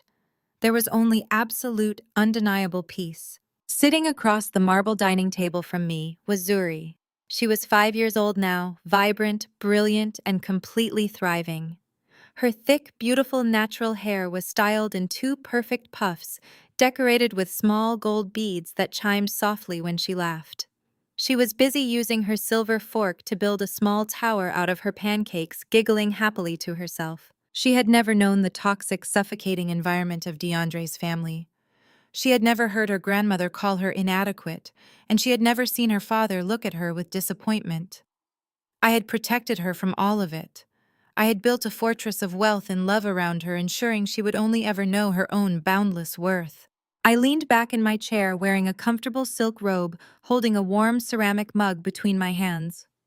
I watched my daughter smile, feeling a profound sense of fulfillment that money alone could never buy. The quiet chime of the private elevator echoed softly through the penthouse. The polished steel doors slid open, and Elias Sterling stepped into the foyer. He was dressed in his usual immaculate tailored suit, leaning slightly on his silver-handled cane. But today, the stern, intimidating aura he usually carried in the corporate world was entirely absent. He looked incredibly proud. He looked like a mentor who had just watched his best student conquer the world. "Good morning, Elias," I said, taking a slow sip of my coffee. "Good morning, Nia," he replied, his deep voice warm and resonant. He walked over to the kitchen island. He did not bring any legal documents, financial spreadsheets, or corporate contracts. Instead, he pulled a glossy magazine from his leather briefcase and tossed it casually onto the smooth marble counter. "I think you might want to frame this one," he said, a knowing smile playing at the corners of his mouth. I set my coffee mug down and walked over to the island. I looked down at the magazine. It was the latest issue of Forbes. The entire front cover was dedicated to a high-resolution, stunning portrait of me. I was wearing my emerald green Tom Ford suit, the gold cuffs gleaming in my natural locks. My posture was regal, unapologetic, and completely fearless. The bold white text of the headline stretched across the bottom of the page. "The billion-dollar beauty queen who took back her crown." Below the main headline, a smaller subheading read, "How cosmetic chemist Nia Sterling revolutionized the organic beauty industry, and built an empire from the ground up. I reached out and traced the glossy letters with my fingertip. 5 years of sleepless nights, grueling laboratory testing, and relentless corporate maneuvering were encapsulated in that single powerful image. I heard the police picked up your ex-husband early this morning, Elias mentioned, casually pouring himself a cup of coffee from the carafe. He was wandering the mountain roads completely soaked and half frozen. Apparently, he was babbling incoherently about a stolen mansion and missing bearer bonds. The local authorities handed him straight over to the federal marshals. He is facing at least 20 years for the corporate fraud and the forged intellectual property documents alone. I did not feel a spike of adrenaline. I did not feel the need to celebrate his misery. The news simply washed over me like a gentle breeze, confirming a fact I had already accepted. DeAndre was entirely erased from my reality. That is a shame, I replied mildly, not taking my eyes off the magazine cover. Elias chuckled a deep, rich sound. Yes, a real tragedy. I picked up my coffee mug again and walked back over to the dining table. Zuri looked up at me, her cheeks covered in maple syrup, and offered me a wide, joyful smile. I smiled back, my heart completely full. I had taken the worst night of my life the moment I was thrown away like garbage, and I had used it to forge an unbreakable crown. I had won. It was a total, undeniable victory. Have you ever had to walk away from someone who tried to destroy you, only to build a life far greater than they could ever comprehend? I would love to hear your stories of triumph and resilience in the comments below. If my journey resonated with you, please hit the like button and subscribe to hear more stories of reclaiming your power. Remember, the people who try to leave you in the dark only give you the opportunity to become your own source of light. Thank you for being part of my story. The greatest lesson I learned from the darkest night of my life is that your value is never defined by the people who cannot see it. When someone tries to bury you, they often forget that you are a seed. DeAndre thought leaving me in the rain would destroy me, but it only washed away the illusions holding me back. True power does not come from tearing others down. It comes from taking the pain they inflicted and transforming it into an undeniable empire. Never let the cruelty of a broken person dictate the altitude of your success. If you have ever turned your pain into power, hit the like button, subscribe to the channel, and let me know in the comments how you built your own empire.